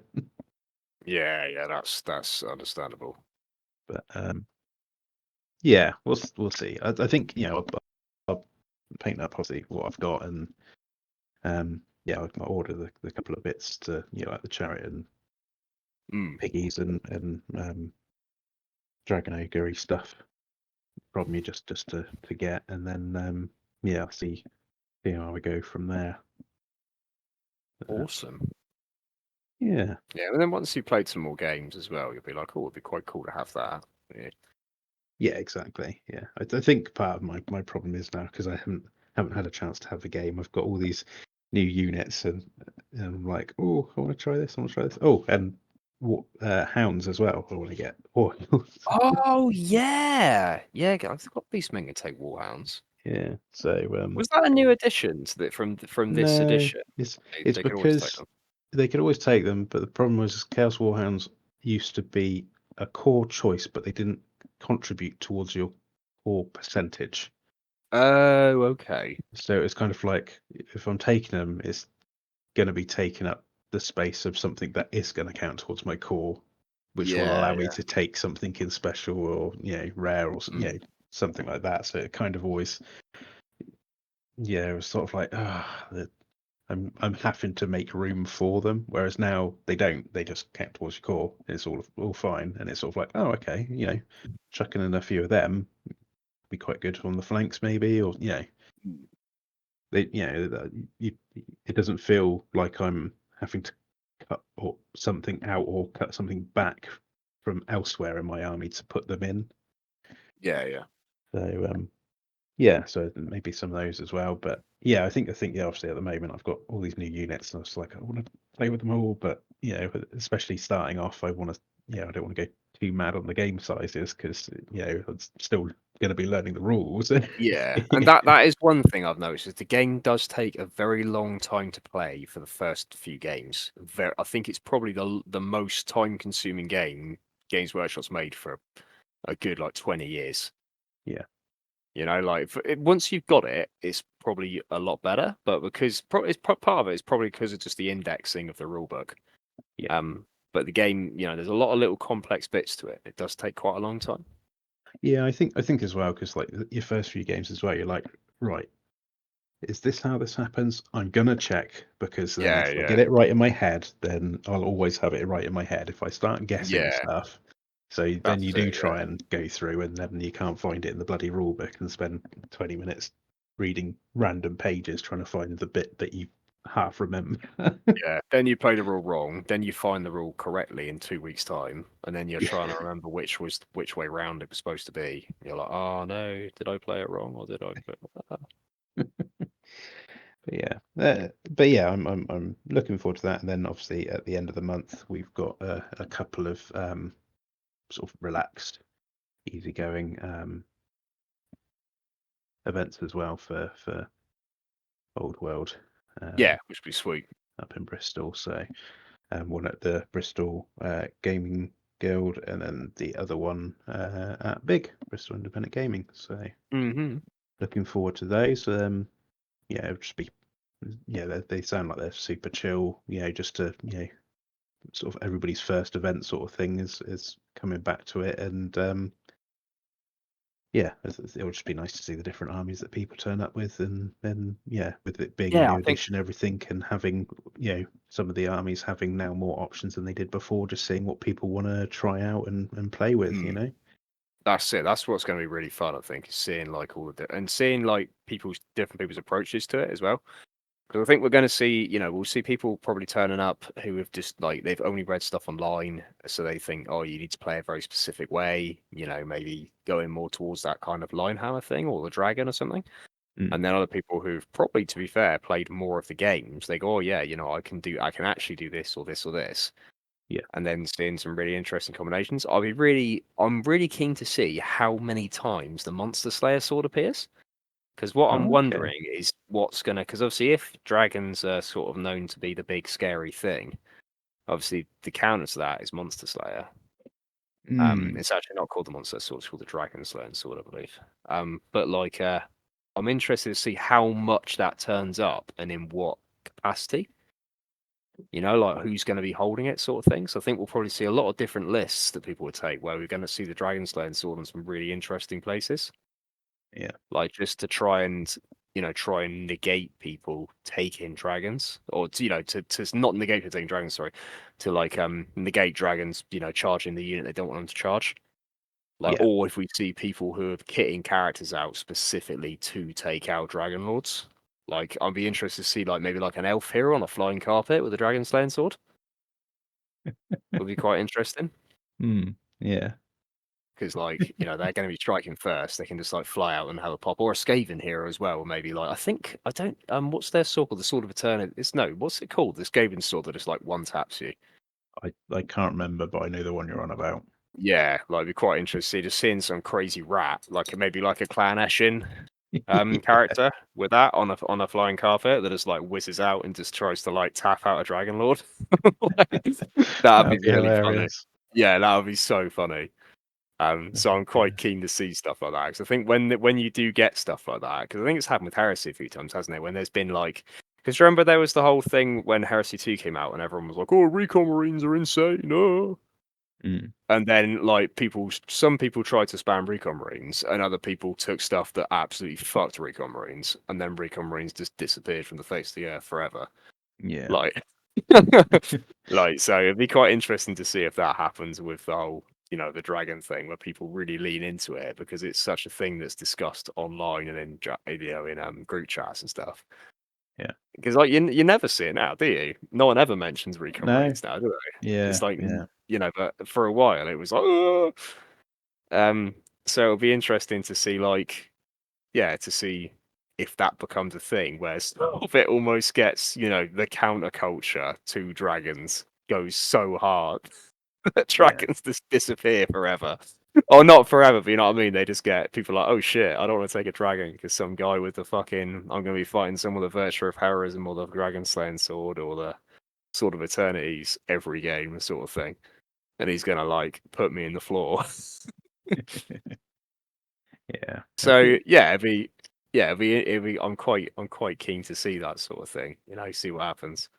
It will be very interesting to see what everybody Yeah. turns up with, and I'm sure there's going to be a few people that are turning up who've just maybe got the majority of one of the new starter boxes that are first brand new into old world and fantasy, and missed out on it first Yeah. time round, and they've got themselves one of the new starter sets and thought, right, let's have a go at this. So it'll be interesting to Mm. see, especially now that there's going to be a couple more units available for those armies as well, just before we go into these events. So it'll be interesting to see Mm. how sort of people add to those sets to sort of put their own spin on stuff. Yeah, that's it. Yeah, it's really cool, and that's the thing. That's what I'm looking forward to most over the next few months. Is as more stuff gets like re-released and that. Just seeing, like, as an army gets comes back out and becomes available again. Like, Mm. seeing what people do with that army and the different takes people go with it. Yeah. So, Yeah. especially stuff like Wood Elves, I think. Really keen to see Wood Elves. Yeah. Yeah, because they were like quite a rare army before, weren't they? Like, I've played very few games against Wood Elves, like, over Yeah, the years. I haven't Like, seen many from I've started. I only sort of briefly touched into fantasy, like when it was before it went, sort of thing. I sort of mm, saw a bit of it around, and I did have a high elf army and a beginnings of an empire army. When Age of Sigmar came along, but um, yeah, it was. I was sort of still new enough to it that I had sort of done similar to, I suppose, what people would be doing now of getting a starter set, and then was just getting a feel for the units in that, to sort of start thinking about adding to that sort of like core that you got. Um, yeah, so yeah, I didn't see. Getting back to your point, yeah, I didn't see that many people with wood elves from my experience as well. So yeah, it'll be interesting. yeah, seeing it come back. Right. Anyway, I think that takes us pretty much to the end of that. Shall we have a slight break and then we'll go on to Orphan's Hope? Yeah, sounds good. Nice. All right then.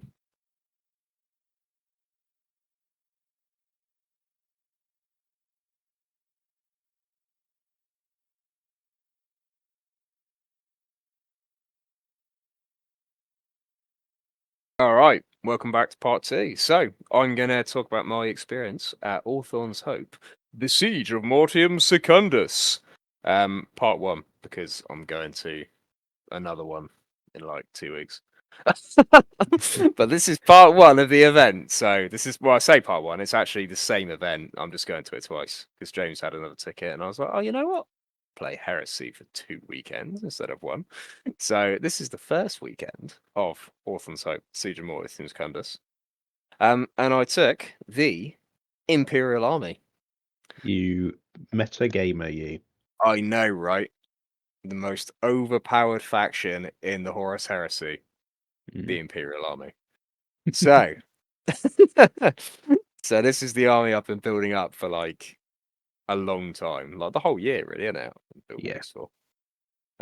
So it's been, yeah. So printing them all out. The army's almost 100% 3D printed, but I bottled out and bought the Land Raiders in plastic.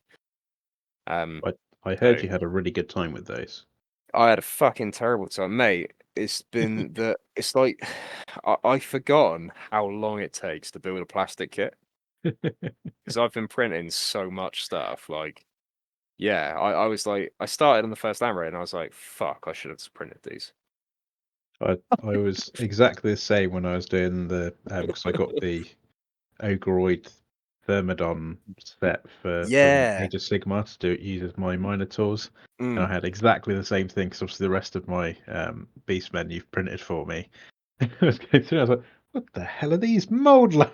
Yeah. Oh, mate, taking off all the mold lines, clipping everything. Oh, But sticking tiny little bits together that normally I just print in one piece.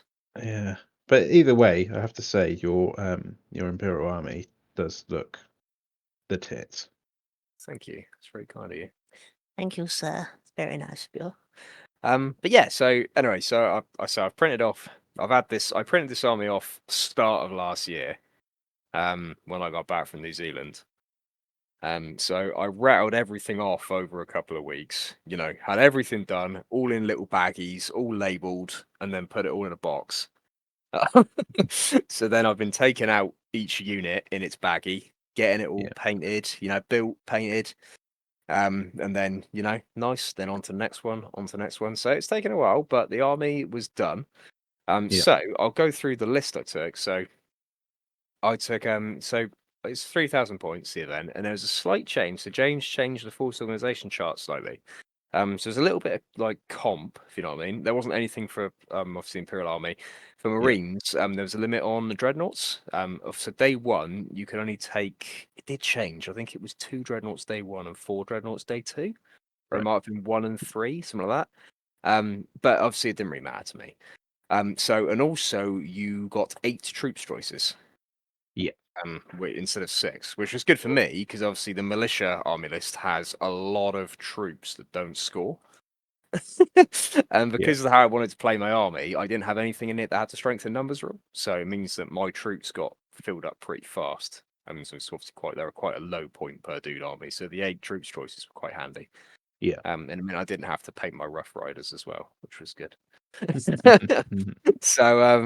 So I've got so what I took is 3,000 points. I took a force commander with a power sword, carapace armor, solid familiar, and metal bombs. So this is the same dude I took to. So obviously I took some of this army to the doubles event last year. With Aaron, yeah. Yeah, with Aaron. So this is older Colonel Commander Ivan Eugen. He's pretty much the stereotypical. If you've seen the Road Trader artwork for the Imperial Guard commander, he is like a spitting image of that. Yeah. Pretty much. So just this sort of Starship Trooper-esque looking dude, with a silly hat on. You know, he's just got his flat cap on, his epaulets, and his power sword that almost certainly spends more time just getting waved around in the air than actually fighting anyone. So yeah, he's my leader. And then for my muster of worlds, so obviously this is all with the militia army list. So with the militia list, you get the you pick 2 provenances. Yeah. And that affects how your army plays. So it very, very vastly can change out what the army consists of. You know, so because I wanted to, the whole theme of the army is I've based it off. So it's the Necromunda 26th, with their background being that they're like one of the first regiments raised by the Imperial Fists after they conquered Necromunda during the Great Crusade. So you know, but equally it being inspired by the Necromundan spiders from the first edition of Warhammer 40,000. So they're all based off that original, you know, that original Imperial Guard look. Yeah. Which in my mind is always how I envision the Imperial Army to look. Classic. So obviously the issue with playing the Imperial Army is that they're the only faction in the Horus Heresy that doesn't have any rules.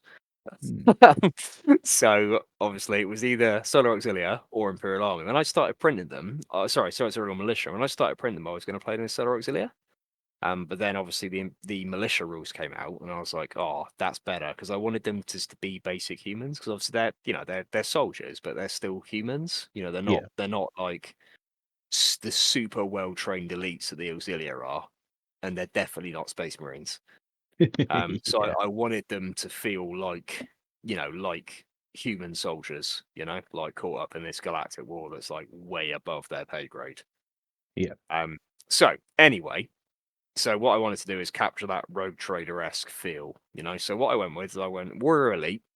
So that lets me take Grenadiers as troops. Because the issue with the Imperial, well, I'll come on to that in a minute. So it lets me take Grenadiers as troops and also gives Grenadiers line. Sorry, it lets me take Grenadiers compulsory troops and gives Grenadiers line. It also gives all my units +1 to their leadership. So they're all pretty, they're Nice. sort of they're pretty good leadership for humans. So it brings like the same leadership levels to Solar Auxilia, basically, as opposed to like sort of 6 and 7s you see for like the other militia factions and stuff. Yeah. Then I took Survivors of the Dark Age, and that lets them take Rhinos, Land Raiders, and Termites as dedicated transports for Grenadiers. Nice. Which again, this is why I took Grenadiers. So it gives that is literally Survivors of the Dark Age is literally the Rogue Trader provenance. It's if you want to recreate a Rogue Trader army, you take that. Yeah. So obviously it's sort of based around like Rogue Trader, but also based around in the first Heresy book. In the Sons of Horus fight against the what they call the Confederacy, I think. Can't think what the Technocracy. What's the fucking there's something or other Technocracy, but the guys who've got like the power armor and the rhinos and shit, but they're Yeah. still Yeah. basic humans. So it's based around like that and Rogue Trader. So anyway, like I say, those two provinces together let me take 10-man units for troops, and they can go in a Land Raider basically, which is obviously what the Rogue Trader Imperial Guard had. So that's what I wanted. So that was my provinces. So then after that, we've got Old Ivan's being joined by a 10-man command squad in a Land Raider with las cannons, a standard, plasma gun, metal bombs, metal bombs on the lieutenant anyway, and carapace armor as well. Then I add a discipline master because obviously, those old school commissars, there's the artwork and the vibe of those. I couldn't really because if you look at that, there's that old artwork of all the Necromunda spiders like storming across that like field. Yeah. Like so obviously in that you've got the commander and the commissar at the front. So I was like, I need to make a commissar. So I found an STL for a commissar, cut it up a little bit, put some other bits and pieces on it. And then printed that bad boy. So I've got a very Rogue Trader-esque commissar. He's got a refractor field, and he's also got anti-carapace armor, and then the Fist of Doom, or the Apoca Fist, or the Pay to Win Fist, which is the fist you get. So if you've been to every Orphan's Hope event, you got a little, I guess a thank you for supporting Orphan's Hope from James. So it was a free piece of war gear. That James, I think, fucked up the rules on, but he printed them already, so he was just like, "Yeah, go with it." So it's a power fist that's not unwieldy. It's flat strength 9, mastercrafted and specialist weapon. Yeah, boy. So I thought, well, that'd be really funny if I just put that on a random commissar. So I know, obviously, to make it more efficient, I'd put it on my leader, but I was like, nah, let's go on the commissar. So he's wielding this massive power fist that's just there to like try and tap out people with. Beautiful. Then I've got so that's my HQs. I've got no elites. So then we just move on to troops. So for Yep. troops, I've got 3 grenadier squads in termites. 2 of those units have got 2 melter guns and a melter bombs on the sergeant, and 1 unit's got 2 plasma guns and melter bombs on the sergeant. Then I had 2 more grenadier squads in Land Raiders, with las cannons on the hull. Yep. And then each of those units have got metal bombs, a Voxcaster, and 2 plasma guns. Then I took a 10-man las cannon squad, which for some reason is vastly more expensive than a Space Marine 10-man las cannon squad. Really? Yeah, I'm not sure why, but it is. So I was like, okay, cool. So these are teams of 2 guardsmen with a las cannon. I'm So, really yeah. confused. Yeah. Some people are like, how many points are they? I was like, oh, they're this. And they're like, what? But there you Wow. go. Yeah, Okay. 350 points that unit is. Reasons. Mm. Anyway, then this is the best unit ever. These next guys, and these are some of the my favorite dudes in the army. So I took a recon squad. So Survivors of the Dark Age also lets you take a rule. What's the I can't think. I think it's called Void Jumpers. But you can give your recon squads jetpacks and las pistols. Yep. So this is a 10-man unit of recon troopers that have then got jetpacks for 20 points, and then they swap all their weapons for a pair of las pistols. So it's 10 dudes with toughness 3 and a 5-up armor save that can deep strike and have 2 las pistols, which is fucking fantastic. So, and then their sergeants will combat bombs. Then I had 12 medics. So no, sorry, 10 medics. So every unit had a medic attached to it. Nice. Then I had a field gun battery with 3 of those with Caliot mortars, and then 5 sentinels. So for these sentinels, I actually managed to get 5 of the original Road Trader sentinels. Nice. So yeah, because I was trying to make a 3D model of them and I just couldn't do it. It's really difficult, and I'm not very good at 3D modeling. But yeah, so I managed to get out of 5 of them. So I got 5 of those with autocannons, and then finally, I had 3 Earthshaker batteries with an additional 14 crew plus the crew you obviously get with them anyway. So yeah, that's 2,999 points. So that's Sounds what I took down to the siege of Mortium Secundus. that does sound like Um, quite a nice sort of like rounded list as well, you know? Yeah. Well, that was it. Well, it's like, so what I sort of thought, obviously, a lot of it was just the models I wanted to paint, so all of that was Yeah. the stuff that I wanted to have. So I kind of got it all ready and got it all painted, and I was like, right. But what I wanted was to have that like combined arms sort of feel, because, like I say, I Mm. wanted them to be the Imperial Army. Yeah. I wanted them to kind of feel like a conventional fighting force. And I think what I often see with militia is people take, they often, they kind of not over theme necessarily, but it's almost like they've got a very specific thing in mind that they want to do, like a meme or something. Yeah. So the army's very, very focused in one area, Mm. which is cool, but it's weird because you almost, like I say, you kind of never see like an actual conventional fighting force being represented. Yeah. And that's sort of what I wanted to do, or not conventional by the terms of like the 31st millennium. So still fucking batshit, but Yeah. Yeah. like like they look. Yeah, I want it to look like an actual fighting force of humans. So yeah, I've got a bit of artillery, I've got plenty of, I've got vehicles, I've got plenty of infantry, and I've got every kind of of reserve. Well, not every kind of reserve, but I had obviously I've got a deep strike, an outflank with the sentinels. So deep strike is the jump pack dudes, outflank with the sentinels, and then a subterranean assault with the termites. Mm. So quite a few, different reserve actions that you can do. So obviously, you can kind of make your opponent sort of think about what he wants to intercept. Yeah. I You suppose the can, only thing you were missing was flyers.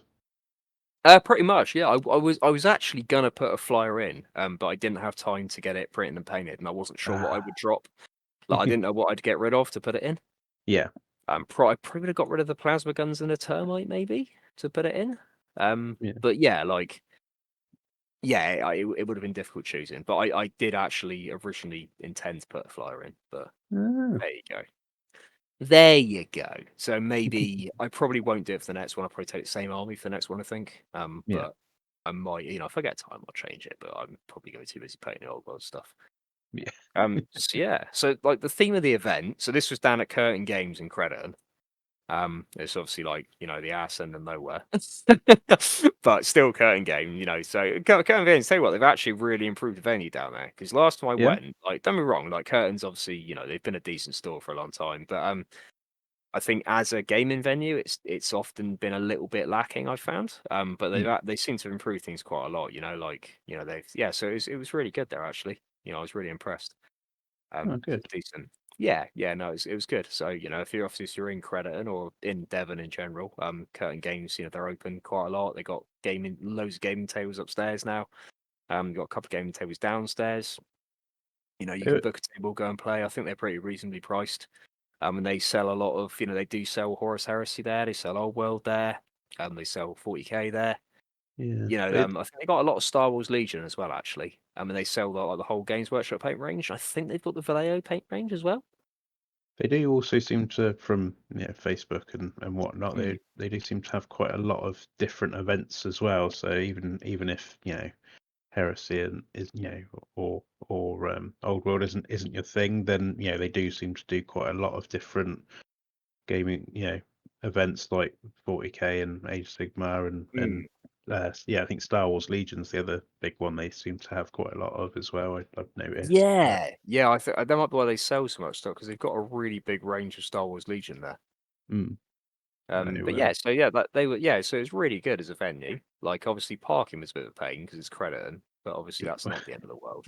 yeah, So yeah, so the theme of the event is it's the sort of the finale of Hawthorne's Hope, as it were. So obviously, we've for anyone who hasn't followed kind of the Hawthorne's Hope storyline, James has done a really in-depth narrative for this, which has been, really good. mm, So it's been the battle for this planet. Um, the loyalists, there's been this sort of so it starts off as a planet that's declared for the War Master, and the loyalists have invaded it, and there's been this massive struggle. In the process, the world's been pretty much just annihilated. Space Marine legions and Mechanicum Tagmata just blowing the fuck out of each other all over the surface. It's been nukes going off, rad fade shit happening, like demons getting summoned, been a massive fleet battle, that sort of thing. So, at this point, the planet is just like ruined. So the battle's been over it's over the capital city of Hawthorne's Hope, which probably used to be this huge hive, this massive hive city that's just been reduced to rubble. yeah. So all of the boards were very tight city fight games. And actually, I'll tell you what, James did a really good job on doing these boards because I think he was a little bit worried about if he was going to deliver. I know he definitely had a lot of like ups and downs while he was doing it, Mm, and he's done a hell of a lot of work to get them all done. And they look so good though, like yeah. really, really good. Like, they're because obviously you put a couple of early photos up, and I think a lot of people were like, "Oh, it's not very dense." Mm. But and he went, in fairness to him, he went back, took it on board, went back, really, I mean, what he's done is incredible, and I've not seen any other event organizer do anything anywhere near the level of what he's managed to put out. Yeah. Because really, every table had, and it was loads of line of sight blocking terrain, loads of buildings, different heights, and rubble everywhere, and but all done really well. It wasn't, it looked, everything was like a diorama. It wasn't like, oh, here's a building just slapped on a mat. It was like every board felt like you were there in that part of the city fighting. I'm glad Um, about that because I think that's been one of the key things that sort of differentiated mm, James' events from some of the other ones is that all the events that I've been to with so far, the boards have been absolutely spectacular, and it's been a real pleasure to play on them. yeah. So it's nice to hear that even with the change of venue, he's still able to get that sort of level in there to keep the immersion and keep that standard. So that's really really good to hear. Yeah, no, and he has, he really has kept the standard up. He has done it really well. And like I said, I don't think there's any other event organisers that have gone to the level James has gone to make sure that those those boards do look good. And Yeah, he's probably gone if anything, he's gone a little bit too far, because he has gone, he's done a really, really good job, and he's probably done it at the expense of his own, his own kind of well-being, if you know what I mean, because yeah, he's really, really ragged it to get those done. yeah, So he deserves a lot of credit for yeah, it. definitely. So yeah, really, But yeah, so as I said, terrain was excellent. That's the theme, is we're all going in to fight over this city that's just been, completely annihilated by this point. So what we had, so James did a campaign map. So we have the map of all of Mortium Secundus, and you've got every time you win a battle, you can put a pin down. Right. So what you're trying to do is fight your way through to capture like the governor's palace and as much of the city as you can. Okay. And so if you've got contested areas, you can fight over those areas, add your pin downs, then mean that your faction has control of that area. Okay, And that's so cool. so after every game, there'd be the map with all the pins on it that would show who has the overall control of the city. Mm. Which was really, really cool. And then there's a couple of extra special rules as well, like we could take stratagems and stuff, which not a huge amount of people took, but some people did. So you could take, do you remember the old Cities of Death from 4th edition? Mm. And City Fight as well, I think had it in actually in 3rd edition. You could take like City Fight stratagems. Yeah. So you could buy those as some of your points allowance. And you're allowed to spend more points on it on day 2. So stuff like smoke bombs, jammers, that sort of thing. And Yeah. like I said, I didn't see too much of that being taken, but it was an option. Mm. So it was there. And then there was stuff like the rules for like plunging fire. So if you were above somebody, if you had height advantage, you would get a bonus to that. They get less cover and Yeah. you get a bonus against them. And then it was quite hard for flyers to hit stuff because obviously because of the buildings all being so high, there was a rule that made it quite difficult for flyers to target people. Yeah. So yeah, just all those little touches just to make it really feel like a city fight. And also rules for vehicles driving through all the rubble because the rubble was so dense. The rule was that if you didn't have a dozer blade, you rolled 2d6 for your dangerous terrain tests, and any Oof. ones you rolled was immobilized. And if you did have a dozer blade, you still rolled 1d6. Mm. So it was very much, although the vehicles were were really, they're still very sort of tough and still really handy to have. Trying to drive vehicles through the cityscape was often a bit of a hazard because they could be sort of picked up by infantry if they got immobilized. Yeah. So yeah, that was cool. So anyway, so I was on the loyalist side, obviously with the Necromunda 26th being sort of, from one of the Imperial Fist planets. They're pretty loyal boys. Mm. So they're there to die for the Emperor. So my first game was against Chris. I don't know if you've actually met Chris or not. So Chris had he's really lovely bloke, though, Chris. Every game I've played him a few times before, but every time like game I've had is always really good, and he brought a really cool army. So he's got this really lovely Emperor's Children army that he's put a lot of work into. Like every model is like really heavily converted. So the more Nice. you see it, like every time you look at it, you see something different. Like nothing's stock in the army. It's all Oh, like, that's cool. yeah. It's every model's had like real attention put into it, and it'd be built out of various different kits, like everything from like some of the old tactical marine parts, stuff he's found on Etsy, to 3D prints, to heresy bits. Like, so every one looks like this real like baroque, how you expect the Emperor's Children to be. Like all of them are like these baroque, arrogant nut jobs, So they've all got like all this like really over the top armor and stuff on, like master crafted weapons and that, and filigree, that Yeah. sort of thing. But all together, it kind, it's almost like where they're kind of beautiful, but obscenely beautiful, if you know what I mean. So that kind of, Yeah. that kind of thing. But the Emperor's Children just kind of crossed that line into insanity. So they look really, really good. So he's got them, but he's got them allied with his Iron Hands. So he's playing traitors. So with his army was like basically a traitor Iron Hands detachment. They probably after Ferrus Manus has died, they're like, well, the War Master's strong, but Ferrus is weak, and the Emperor's Children have always been our friends, so we're gonna fight with them. Okay. So, and his Iron Hands again, they follow the same sort of route as the Emperor's Children, where everything is like customized and converted and unique. And because he obviously had so long doing it with the Emperor's Children, now he's doing it with the Iron Hands. He's had all this time to, everything he's learned with them. You can see that he's put into the Iron Hands. They look so good. Mm. So yes, we played that. And like I said, that's such a fun game. Like it. So what was the objective first game? I've actually forgotten what the objective was in the first game. The fuck was it? Oh yeah, no, it was so we had to capture, so we had like key buildings in the first game. So you didn't get any points for holding the building like in your deployment zone, but you got points holding the building in the enemy deployment zone and the buildings in no man's land. Right. So you had to in effect get over there, hold more buildings than your opponent. So if you had a scoring unit in there, then you held it. So I went first, started off, and I basically it started off with me just lobbing artillery at Chris's stuff, like just trying to kill anything I could before it got too close to me. Yeah. And they did pretty well. No, I got to say, this is one thing that I learned for this because you see, and I think this is sort of I mentioned a little bit earlier, is people that probably don't play much, but have quite strong opinions about things.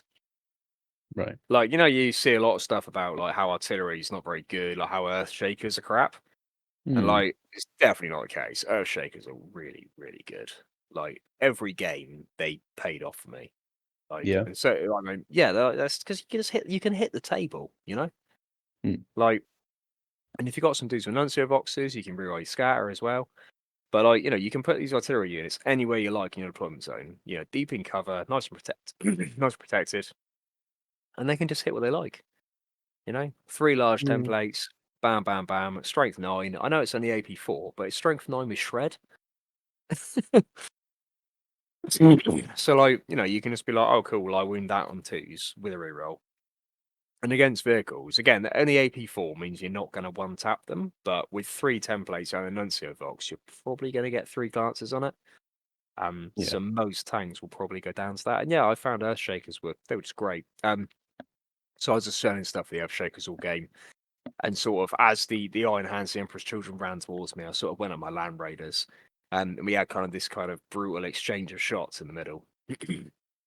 Where I was kind of just trying to gun down the Terminators before they got to me. Because I destroyed his transports.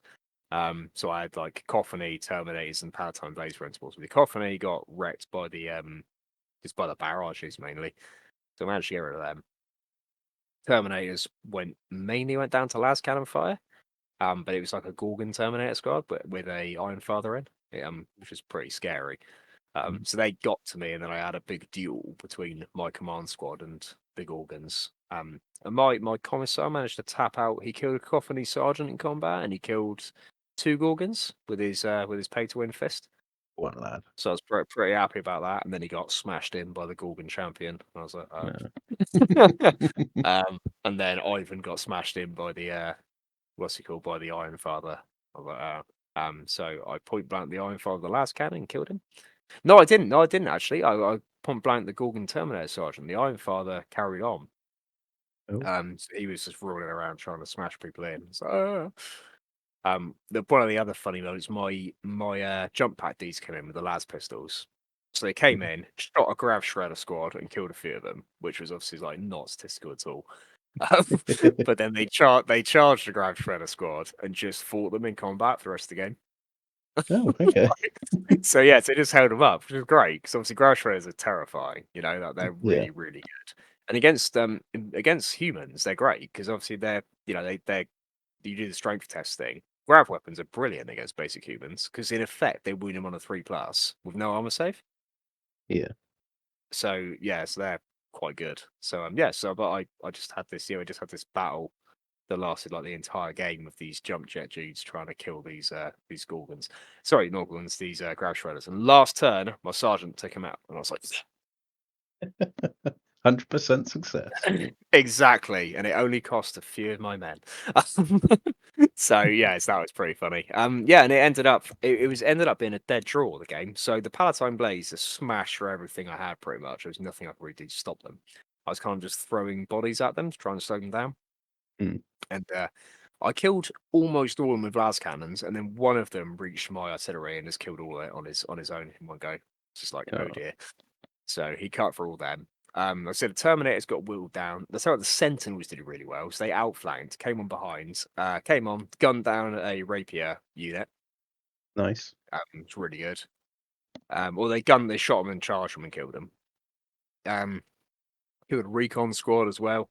And then they were just sort of shooting at the Ironfather for the rest of the game, trying to kill him before he got to him with their royal cannons. And then my termites came up in the back line, obviously, and just decimated stuff. Termites are so good, So they just like came up, like decimated stuff. And because I had obviously the dudes were like, dudes and termites were like right next to Chris's stuff. I was like, well, danger close. So I was just shelling the Marines right in front of them and then just throwing metal guns at them to finish them off.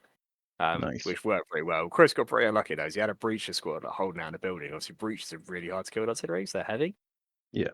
So they're, getting rerolls and that. And I managed to kill just enough with combined metal gun fire and las carbine fire and then he rolled a 12 for his morale. They Oh, ran away. no. I was like, ah! So they ran off. So I took that objective. In effect, it ended with a dead draw in the end. Oh, Um, okay, nice. So we both got Slay the Warlord. Both had the same amount of objectives. So yeah, but it was such a good game. Like it's just one of those games, just like all these little action points happening all over the place. And when there were pictures, it really cool as well. Until like a load of photos look great. Mm. So yeah, so that was good. Then game 2. I play. Oh yeah, and talking about then we went for lunch, and I went to the fake Weatherspoons in Crediton, and we all ordered food. And then after we'd ordered, they were like, "Oh, by the way, it's going to be like at least a 45-minute wait." We're like, "Oh, cool." That's nice. So we're all waiting there for ages. Some people got their food. I waited fucking ages, ordered a steak. And when the steak came, it was probably the worst steak I've ever had in like out, you know? Oh, And no. because I was so pressed for time, I just had to eat it or eat about half it. It's just like inedible and then leave. But I would have kicked, it's one of those where like you definitely would have kicked off that time. 'Cause it's Yeah. so bad. So anyway, had my terrible steak. Then I got back to Kurt, and then so I was playing against James game 2, James Casey, with his so he played traitor Blood Angels and Dark Angels. Right. That allies together. So the objective for this was we had this big landing pad in the middle of the board, like elevated at the top of the building, and we had to capture it. So it's like this big like focal point in the middle of a very dense city board. Mhm. And he had like 2 Scorpius, and then loads of tactical marines and some Angel's Tears and some destroyers. So I sort of was like, right, I can't get charged, and I need to kill these Scorpius really quick. So I managed to get first turn, and then I just shelled the Scorpius with my basilisks, Yeah. which took them out. Well, I say that actually, it scattered. So I scattered and took 2 wounds off a dreadnought. Nice. I was like, oh, I'll take that, and also managed to stun on the Scorpius, and then the other Scorpius I got with a Lascannon, I think, and stunned it. So they couldn't fire. So I was like, excellent. We're out of Scorpius attack range. Meanwhile, we sort of like just exchanged some fire on the other side of the board, like tactical marines and land raiders and grenadiers shooting each other. Like a few who's got popped off here and there. Ivan and his command squad ran up into the buildings. The building had a lift in it, so you could use the lift to get to the top. So you went in, took a turn, and then got out of the top. Right. So Ivan and the command squad ran into there. James chucked like a unit of like destroyers up onto there. Jump packed them up. Yes, then like we had like so all my reserves came on, so my termites all popped in the back line and started like fighting. As they finished off the termites. Sorry, not termites. The Scorpius. Mm. Sentinels came on as well over there. So I just kind of killed the Scorpius, killed a dreadnought, and then started like just gunning down Space Marines, basically. Just to kind of hold that little scary little section where he had like his ranged units and his Deathwing companions. Right. I'm trying to hold those up just from getting close to my center. And then meanwhile, Ivan and the command squad fought against the destroyers and got the shit kicked out of them. So I was like, oh Oh, dear. no. Yes, they got like absolutely battered. And I had like a Lascannon team like on the side of that building, sort of thing. So they were just like desperately trying to gun down because it was night fight as well. So like obviously all my stuff's like ballistic skill too. So I was like, like trying to like gun down these Marines who are just running at me with like rad grenades and pistols. So it's just the whole game is just real like back and forth of like, just dudes like scrabbling around trying not to get hit by like artillery or grenades or whatever, so there was real high casualties on both sides. And it ended up, it ended up being like I was trying to get Slay the Warlord, but I couldn't quite kill the Dark Angel Warlord. He like survived on like a wound, so I was like, no. And if I'd killed one more Marine, I'd have taken it, but I just couldn't kill. There were like these 2 Marines still on the platform. Like they managed to like gun down some of my grenadiers and my Lascannon squad. I was just like, no. Oh, no. So I just couldn't quite take it back. But it's such a good game though. So the a sad loss for the Imperial Army on that one. So then obviously all done for day one. Mhm. So then day two, my first game was against Jed with his Mechanicum. So I don't know if you've seen Jed's Mechanicum, but they're like so he's got a mixture of do you remember Ben Lamble's old Mechanicum army? Mm. So he's got a lot of that, but then he's also managed to replicate the paint scheme perfectly. So he's got a lot of new stuff Oh, as well that he's added. that's good going. And he's got this really cool unit of but yeah, there's like really cool like Vorax that he's done. But they're like Roboraptors. Okay. So I think he said he got them off Etsy, and like it sounds really lame, but they look really fucking cool. So they're like these, yeah, they're like like robot dinosaurs with like the Vorax weapons, and they look fucking sick. Oh, nice. They sort of almost fit the Vorax rules more than the Vorax do, because obviously they're very fast, aren't they? Like these fast, jumpy automata that sort of like pounce in and shoot you and charge you. Like, so yeah, like those was really cool. So they were like running around the flanks, like shooting at my stuff. I was like, "Ah," like because obviously a Vorax is quite scary when you're just a basic human. Yes. Like, yeah. So I was like, ah. So it was night fight again, so I couldn't hit the back solid barn. Um, but thankfully there was a lot of terrain in between us. The objective for this one was there were five critical points on the map. We had to hold more of them than the opponent. So there was one in the dead center, which was on top of this massive radar tower. And then there was like, the rest were in buildings, sort of in each quarter of the map. Mm. So yeah, we had sort of, let's say, we had these raptors running around. So I was kind of trying to kind of like kill the raptors before, because behind the raptors was an Archmagos and a unit of Domitars. Which Right. obviously is pretty scary. So I was like, and Jed had 2 Thanatars as well. So, Ooh. and 6 Myrmidons, which obviously is fucking terrifying. So I was like, oh. So I spent turn one just trying to shell Thalax, which went really well. Because it turns out that artillery is really good against Thalax. So I was just like, right, I'm going to just shell the Thalax. So even with like my incredibly inaccurate bombardment, so that's a real hit, obviously, because it was night fight, they were like close enough together that I was still hitting some Thalax and killing enough of them to pin them or make them flee.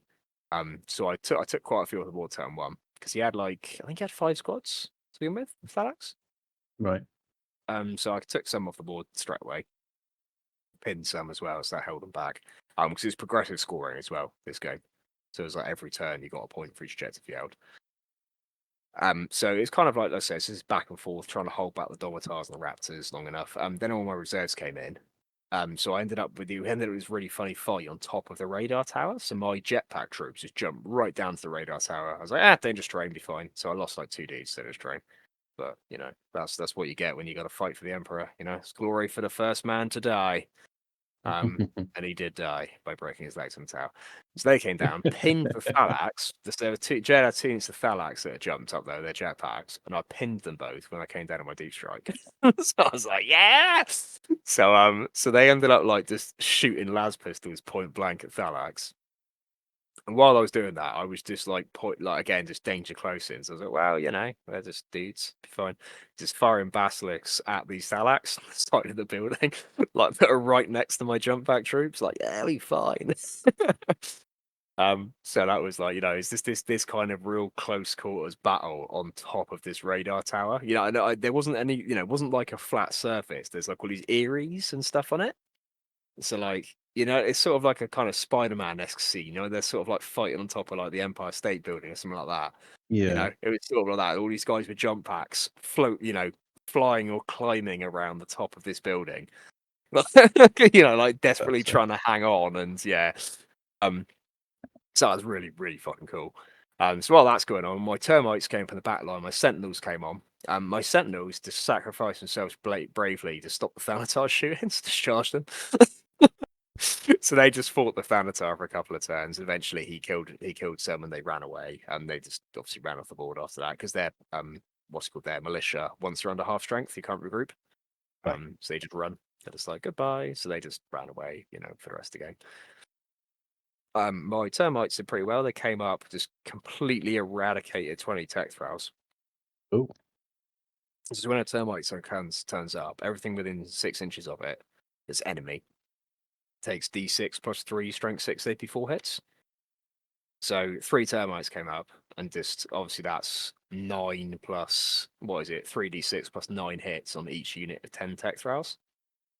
So, so they just got wiped off. So I was like, cool, that's scoring units dead. And then the rest of that bit over there was kind of like these 3 squads of grenadiers, like just trying to fight back against myrmidons and a Domitar. Oh, sorry, myrmidons and 2 Domitars. And it was, they fought to the last, and they scored enough points to win me the game, which is pretty good. They did well, they did eventually die. Actually, no, I didn't know one of them did survive actually, and one killed. Yeah, they killed a Domitar as well with crack grenades. Heroes, one and Like, all. I know, absolute heroes. Yeah, it's like, well done, boys. So yes, they sort of clinched. Well, I mean, it's between them and the recon team because the recon team couldn't actually score because they're not line. So all they were doing is holding this radar against the Stalax, so like denying the objective, and then obviously the artillery was pinning them as well. So like the artillery would pin one squad, and then the dudes would like try and fight off the other squad, and they ended up running down the Stalax because I killed one while they were pinned by the artillery. I shot them because obviously I was like, I can't let them return fire against me, so just kill me. So I was only shooting the unit that was pinned. They failed their morale, so I killed one, and then I was like, oh well, I'll just fucking charge them then. So because they failed morale and ran like 3 inches back, so I was like, oh, okay. So I declared charge and wiped him out. Brilliant. Yeah, because he did his flea move and he rolled really bad for his flea, and I caught him, and I was like, oh, brilliant. It was such a low flea, I didn't even have to leave the building. Like it was enough that I was still on the building, so I was like, brilliant. So Oh, that that's was beautiful. yeah, and then the last turn was Ivan and the command squad fighting the Domitars and the Magos, and I managed to kill the Domitars. Which obviously when the Domitars blow up, they do a shitload of damage to my dudes, so it's unpleasant. But a plucky grenadier sergeant charged, who's the last member of his squad, charged into the combat on his own, and he managed. Actually, I think he did kill one of the Domitars, but he managed to hold after Ivan broke, so Ivan didn't get cut down by the Magos.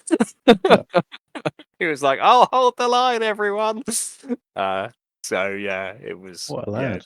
I know, what an absolute boy. So yeah, it's a really funny game. So that ended with a glorious win for the Imperial Army with only like 78% casualties, which is pretty acceptable losses in my eyes. So I'll take that. Yes. Then the last game was against Aaron with his Thousand Suns because he was going to take. I don't know if you saw originally. He was going to take like a Nullificator Horde.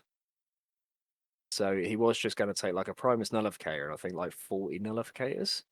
But then Yeah, last minute he was like, "Oh no, I'll take Thousand Suns." So he took his Thousand Suns army. So I was like, "Oh, I'll play," because obviously I've known Aaron for years, but I've never played him. okay. So we were like, "We'll finally play a game," because we've been meant to play a couple of times at a few events, and then last minute it's always changed and we've not played. We're like, "Oh, okay." Yeah. So yeah, or we've been on the same team as each other or whatever. So we've never actually played against each other. So anyway, we're like, "Yeah, we'll do it." So we went to like the back room because there were 2 tables in like another room that were like sort of like special tables. Mm. So they were like sort of like just different like key areas of the city. So we played on one of those. So the objective for this one was we had. Oh yeah, there was like a command, like a comms center that we had to hold. So it's that and then attrition and slow the wall as well. So all right. So I set my boys up in the corner, thinking, right, what I'm going to do is I'm just going to shell him while the land raiders hold the line. Now the issue with that was that he was playing Guard of the Crimson King. So suddenly all the Terminators were in Deep Strike, and I was like, oh, Oh no. well, that's not ideal. Yeah. So I went first, and I fired some basilisks at the Amatara Cabal. So there's a Amatara Cabal joined by Morisat, and I was like, I'll be having none of that. So I shelled them and killed all of them immediately and pinned the Morisat. So I was like, good, happy with that. So I'd say I won pretty well. Then the downside was I lost all my las cannons to a Deradeo Dreadnought because they can return fire, which I forgot about. So I was like, "Oh, I'll fire 10 las cannons to Deradeo," and he's like, "All right, I'll return fire." And I was like, "Oh shit!" So he had obviously a plasma cannon and the Isla, or the whatever the plasma gun is on the Deradeo, and the Ilos missile launcher. So he just killed all of my las cannon troops in one go. I was like, "Nice, Oh. nice." Yeah, I was like, that was well worth it. I think I did 3 wounds to him because it was night fight again as well, obviously, so I couldn't Yeah. see anything. So I was like, ah. Anyway, so then Aaron's turn. Or well, his turn 2 anyway. The Terminators all just dropped on me, and I was like, ah, fuck. So they came down, and as he had a pyromancy praetor. I was like, oh dear. And he just completely decimated like all of my artillery, like my land raiders, my command squad, like everything just died over like 2 turns. Oh, I did manage to kill all of the Sekhmet though. And then something. the commissar had a brave challenge with the pyromancy what's he called? The pyromancy praetor, but he's in Cataphracti, so it's quite I just couldn't kill him, couldn't get first number safe. So I was like, no. So sadly, that part of the board was swiftly cleaned out by the Thousand Suns. But on a lighter note, on the other side of the board, my Sentinels and my jump troops came in as well, and they killed like a Kenetai blade, so that was good. And then they all died. Then a Moritat on his own killed all of them. Oh, One Moritat. It's like nice. So, but yeah, on the back of the board, my Sentinel was outflanked, and my drills came in. They managed to kill the Deradeo because fuck that guy. So that was great. But then out of the smoke came a Leviathan Dreadnought, and that was a problem. yes, I imagine it would be. Yeah, that was a slight issue there. So it was kind of like the Leviathan just cutting through dudes as I tried to take him down. I was like, like firing las guns and melter guns at him, like trying to take him out. And it didn't work. So that was a bit of a massacre. Did I? Maybe I did kill him last turn, actually. I think the Sentinels might have killed him last turn. Maybe. Can't remember that one. We'll have to get clarification on that. I'm not sure. But it was an absolute massacre. I got absolutely wrecked. But the Sentinels survived, so that was what matters. Yeah. So the Sentinels, MVP. Sentinels and the jump troops as well, MVP. Fucking excellent units, you know? They're no good at what you'd expect them to be good at, but they are good. Because they're just really annoying, you know? You can bring them in and be like, right, I'm going to piss you off in this very specific way. So, yeah, they're wonderful. So yeah, it was great. And like I said, this army is an army that I've enjoyed playing like so much. Like, they're so fun. Yeah. Yeah, they're brilliant, you know. I think the rules from are really well written as well. Like they actually feel like they feel like they should, like, because militia in the previous editions was just it was kind of like really janky, wasn't it? Like they were actually really overpowered in like Mm. many respects. And they were better than Marines at some stuff, which was just really daft. But I think the new rules make they do actually feel like they are like a basic human army fighting Yeah. against super soldiers. So, which is good. That's how they should be. They shouldn't be as able to do anything as well as the Marines or the Mechanicum. Yeah, exactly. And that's that. Yeah, it's designed really well. I think so anyway. I thought it was really good. So yeah, I really enjoyed playing them. But also, I don't think they're unplayable. I know I've seen people be like, "Oh, militia are unplayable. They're shit," and they're not. They are a playable Evidently not. army. Yeah, no, they're not at all. Like, they're playable and they've got such scope. You can do so many different things with them. And obviously, I was very much playing into my theme. I deliberately wasn't taking certain things that probably would have been like better, but obviously it wasn't into my theme. Mm. So yeah, I don't think they're unplayable or bad at all. They're yeah, and also they're just so fun. Do Oh, you yeah. So I think they might actually be one of the best written factions so far for the for the new edition. so you quite soundly won your last game then? Yeah, yeah. I won on Sentinel Survival. No, I did not win. I think we didn't bother counting a score. We just told Oh. James it was a crushing traitor victory, which is probably for the best. Oh dear. I imagine everyone was quite pleased with that because I know he was, I think, getting a little bit disheartened because he'd been not having too much luck with them previously. Yeah, no, I His thought, own I think he did sons. have a bit sort of mixed results, but I think he had quite a few wins with him. But I think he had 2 wins, 2 losses that day, so Yeah. I did all right. But yeah, Hmm. I know he did get a bit hammered, didn't he, when he was first playing them?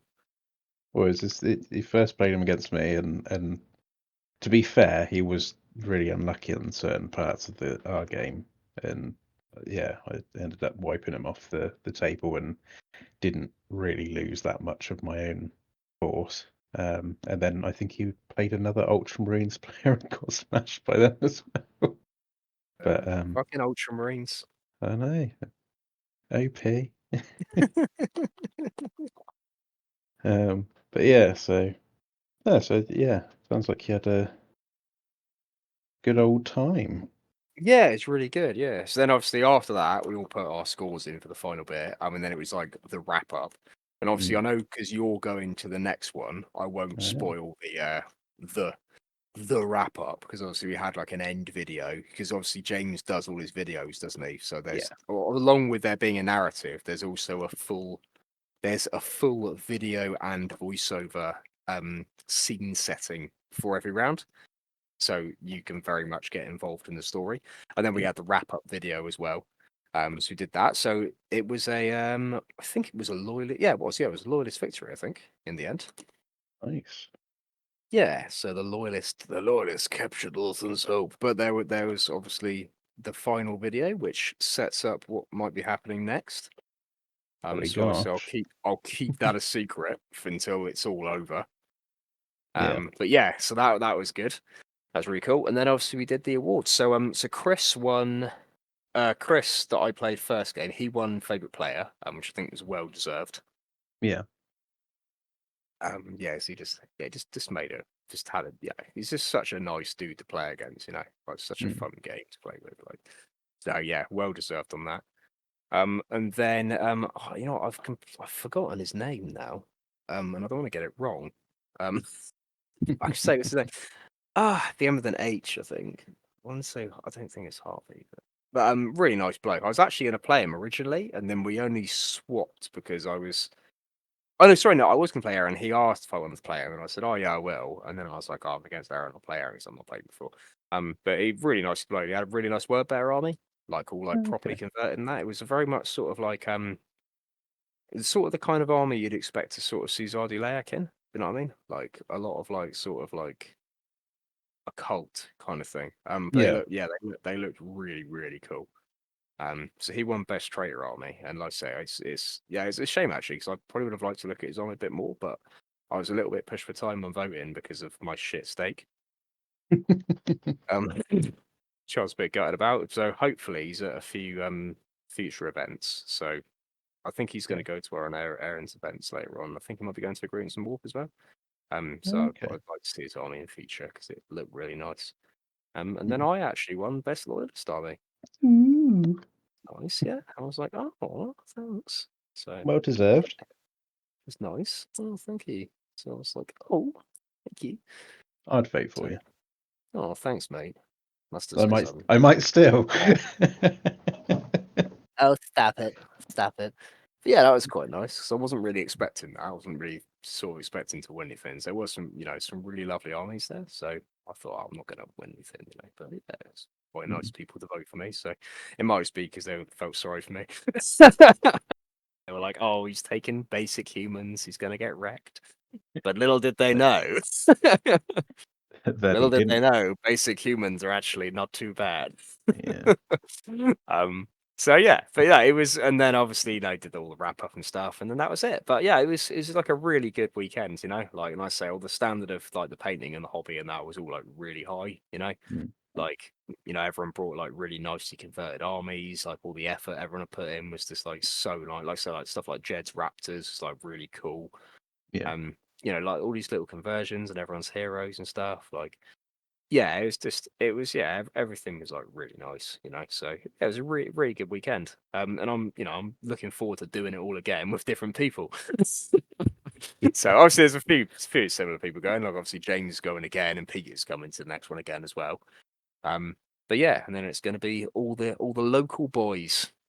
Good old Pete. What was Pete taking this time? Pete took his word bearer. No, Dark Angels he took this time. Ooh, Yeah, it took us. Yeah, war he crimes so absolutely. many.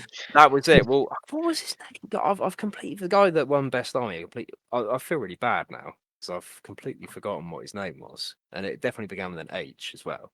Henry, No, I just Hector, Javier. no. Oh, no, Horatio. that'd be a J, wouldn't it? Yeah, it will be a J. Yeah, unless you're super fancy me from like California. I'll find it and we can edit it in later. Yeah. But Peter apparently absolutely crushed him because Peter was playing Oh, obviously which is quite funny actually. Peter played Dan first game. So Dan Hall with his Iron Warriors. mm. And Dan crushed him so hard he apologized to him and was like, "I'm really sorry, mate." Like he fucking destroyed him. But then yeah, but obviously Peter got his own back game 3, and yeah, he played it. Yeah, he completely fucking decimated him. Apparently, his poor bloke. Ooh, Because he took his Eschaton imperative list, the one that he's like finally honed to like yeah, a brutal sharp war crime. So he took that. And he had his esoterist in it as well. So obviously that against like corrupted word bearers is like savage as fuck. So it's like yeah. dangerous terrain everywhere and instant death everywhere. It's like, ugh.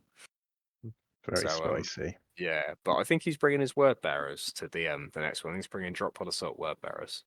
Ooh, Be cool. So yeah. But I'm gonna. So I'm probably just gonna bring the same list again. So yeah. just hopefully if I fix my airbrush, I'll have the flags painted on my Land Raiders. Because the only thing I didn't finish for the get because I've got 6 flags that go on the back of my Land Raiders. Yeah. But I didn't have time to paint them last time for the last one. And I say now my airbrush is fucked. I might not have time to do it for this one either. But we'll see. If I get We time, I'll shall do it. see. It'd be nice to have them done. Yeah, some little goose emperors to go on the flags. Yeah. Have you Oh, hell, the finalised goose your? emperor. Yeah. Have you finalised what you're taking for Orthons? Yeah or not? No, of course I No. haven't. No. My Do you know if it's Ultramarines or Night Lords yet? Or are you it's just like, it's Ultramarines. oh, okay, it's Ultramarines. I bought a loyalist ticket, so I'm going to Ah, go okay. loyalist. Ooh. Yeah, I think I'll probably end up seeing if I can just go as infantry heavy as possible, That'd be and cool. yes, maybe try and, depending on how many I've got painted already, try and go down the sort of route of kitting everybody out. So like all the squads have like apothecaries and all the loadouts and stuff. So it sort of looks like they're Yeah, being sort of sent into the city, like, and they're sort of basically not to rely on sort of any help coming. That it's just them and the squad next to them, sort of thing. yeah. Um, So there's no outside support. yeah, they've got to be kind of as self-contained as possible. So I'm thinking maybe do that with like a smattering of like rhinos and stuff in there, just sort of smaller vehicles. So it looks normal for like you would have going into a city sort of thing, if that makes sense. Yeah. That'd be cool. But yeah, it's definitely not going to be the ambitious stuff that I had originally planned when I Yeah, bought the ticket. Yeah, that was a pre-fantasy time though, wasn't it? That was a pre-fantasy time, and I can hand on heart say that even the toned down versions of my original plans that have come to nothing is because of fantasy. And I'm not sorry. No, fantasy gives and fantasy takes away. Yeah. The way it is. Yeah, no, yeah, as much as I have got fantasy on the brain, I am looking forward to Hawthorne's Hope. Yeah, every one of James's other Hawthorne's events that he's done so far have been absolutely fantastic and hands down the best heresy events, and possibly events that I've been to for wargaming, to be honest. Yeah, no, I think I'd agree because I think he just always, like I say, he almost just goes too far, doesn't he, to try and create that atmosphere in the Well, event of like. Yeah, that's it. I mean, Like, you know, I say as I it's not too far, but like it's way more than like you could reasonably expect from somebody, if you know what I mean. Like, you yeah, know, he puts what I'm saying is he puts in the extra mile, and no one would expect him to put that much effort in, but yeah. he still does. You know, like that's what I'm I, trying to say. I think saying go too far was like a bit of an odd one. It's not too far, but yeah, he puts in that extra effort, doesn't he? yeah, Like to get it done. like I mentioned earlier, like the tables at all those events so far have been amazing, and some of especially some of the tables, have been like a real like privilege to play on. And Mm. it really sort of builds the immersion and just looks fantastic. Mm.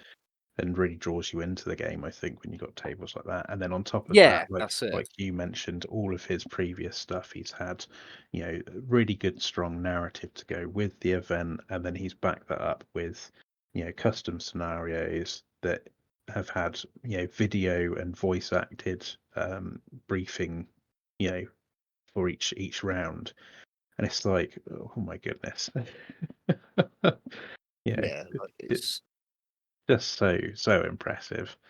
Um, and to do all this off in his own time and off his own back, and I I know he's not making a profit off of these either. But it's definitely one that I'd look forward to. And yeah, be a fun time, I'm sure. yeah, it's sure pretty good, shouldn't it? And like I said, it's just gonna be cool seeing everyone's stuff. Like, have you Yeah. seen like I'm really looking forward to seeing like Alex's demons. Yeah. Yeah, I don't know if you've seen any of the ones he's put up yet. No. He's I don't know, do you follow? He's part like Path of Heaven on Instagram. He's called. Yeah, I've got him on Instagram. I Oh don't. yeah, but the demons he's done. So it's really cool because there's stuff I printed them all for him. So I printed the army for him last year, and like now I'm seeing him paint them all. It's just like because it's obviously one thing seeing the prints come out and they're just like bare grey resin, you know. Yeah. But then you see what he's managed to do with them, and it's fucking incredible. Like Mm. he's done such a good job on them, and I think Ryan's taken his demons as well. Oh, So like okay. obviously Ryan's demons look lovely as well for what he's done. Yeah. So Yeah. it's gonna No, be really cool seeing all those different armies there. yeah, Like, and it's gonna definitely. really fit like the vibe of like that sort of like creepy like this world's just been absolutely fucked, and now you've just got Mm. like demons crawling out of the shadows sort of thing. Yeah. So I'm really looking forward to seeing that.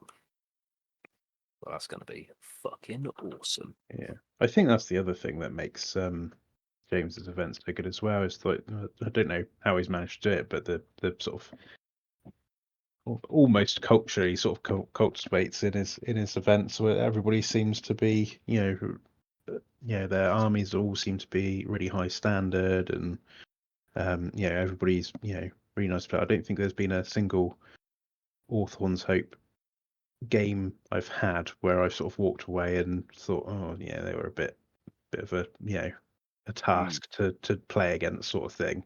I did I've play had. some dickhead one game actually. He's playing Night Lords. Oh yeah, Yeah, he was called Dave Morris. no, Yeah, really yeah, massive twat.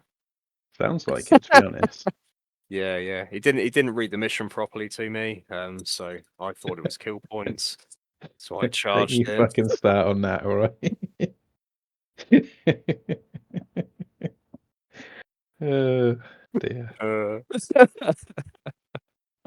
But yeah, anyway, getting back to my point, yeah, I've not gone away from any games that Hawthorne's like where I thought, that person was right bell end. no, I hope I I never agree, I come agree across with him you there. again. Yeah. Yeah, no, I agree there. It's always it's always been like say like a really good like it's a good vibe, isn't it? Yeah, everybody's there to Yeah, have a good time. yeah, that's it. And I think Jay, yeah, I think he does a lot into like building like say like a positive sort of environment and all that, doesn't Yeah, yeah. he? Yeah. No, so yeah, very good. A very good time indeed. Yes. Yeah, and then looking forward to the next one. So maybe we'll review the next one afterwards, and then we can probably actually say what the ending is and all that sort of thing, and the storyline as well, because there won't be But spoilers for anyone. Will it? what about all of our avid listeners that we get from the north that will be going to is it Avon yeah. or Stratford? Isn't it? That's it. Hmm. The third one. I That don't is think we have very anybody that true. listens to it. I don't think we do. Somehow, yeah. I think But, you're probably right. But yeah. in We'll case we do, we'll do spoiler warning. yeah, spoiler tags. Yeah. Right. Right, I think that's pretty much it though, isn't it? Should we round it out there? Yeah, yeah. So So I'm gonna finish these foot knights, and then I say finished, I'm just gonna finish the metals on them and then call it a day, I think. yeah, I think we've sort So of covered everything from the last few weeks since we last recorded. So yeah, which hopefully will be a bit more regular now. But yeah, I had the plague, and then I got better, and then was busy, and then I got the plague again, and then you got the plague. and I got the plague. And yeah, obviously we didn't really want to be recording whilst sort of struggling to While we had breathe the plague. down the Yeah. down the microphone. So yeah, but Yeah. So yeah, we'll probably do the next episode just after Orphan's Hope Part 2. Electric And then Boogaloo, yeah. Electric Boogaloo. Yeah. And we can go from there. All right, lovely. Well, lovely to speak to you. And I'll you. see you later. And enjoy your fantasy game on Thursday. I'm playing fantasy on Wednesday, actually. I'm going to play against Joe Payne.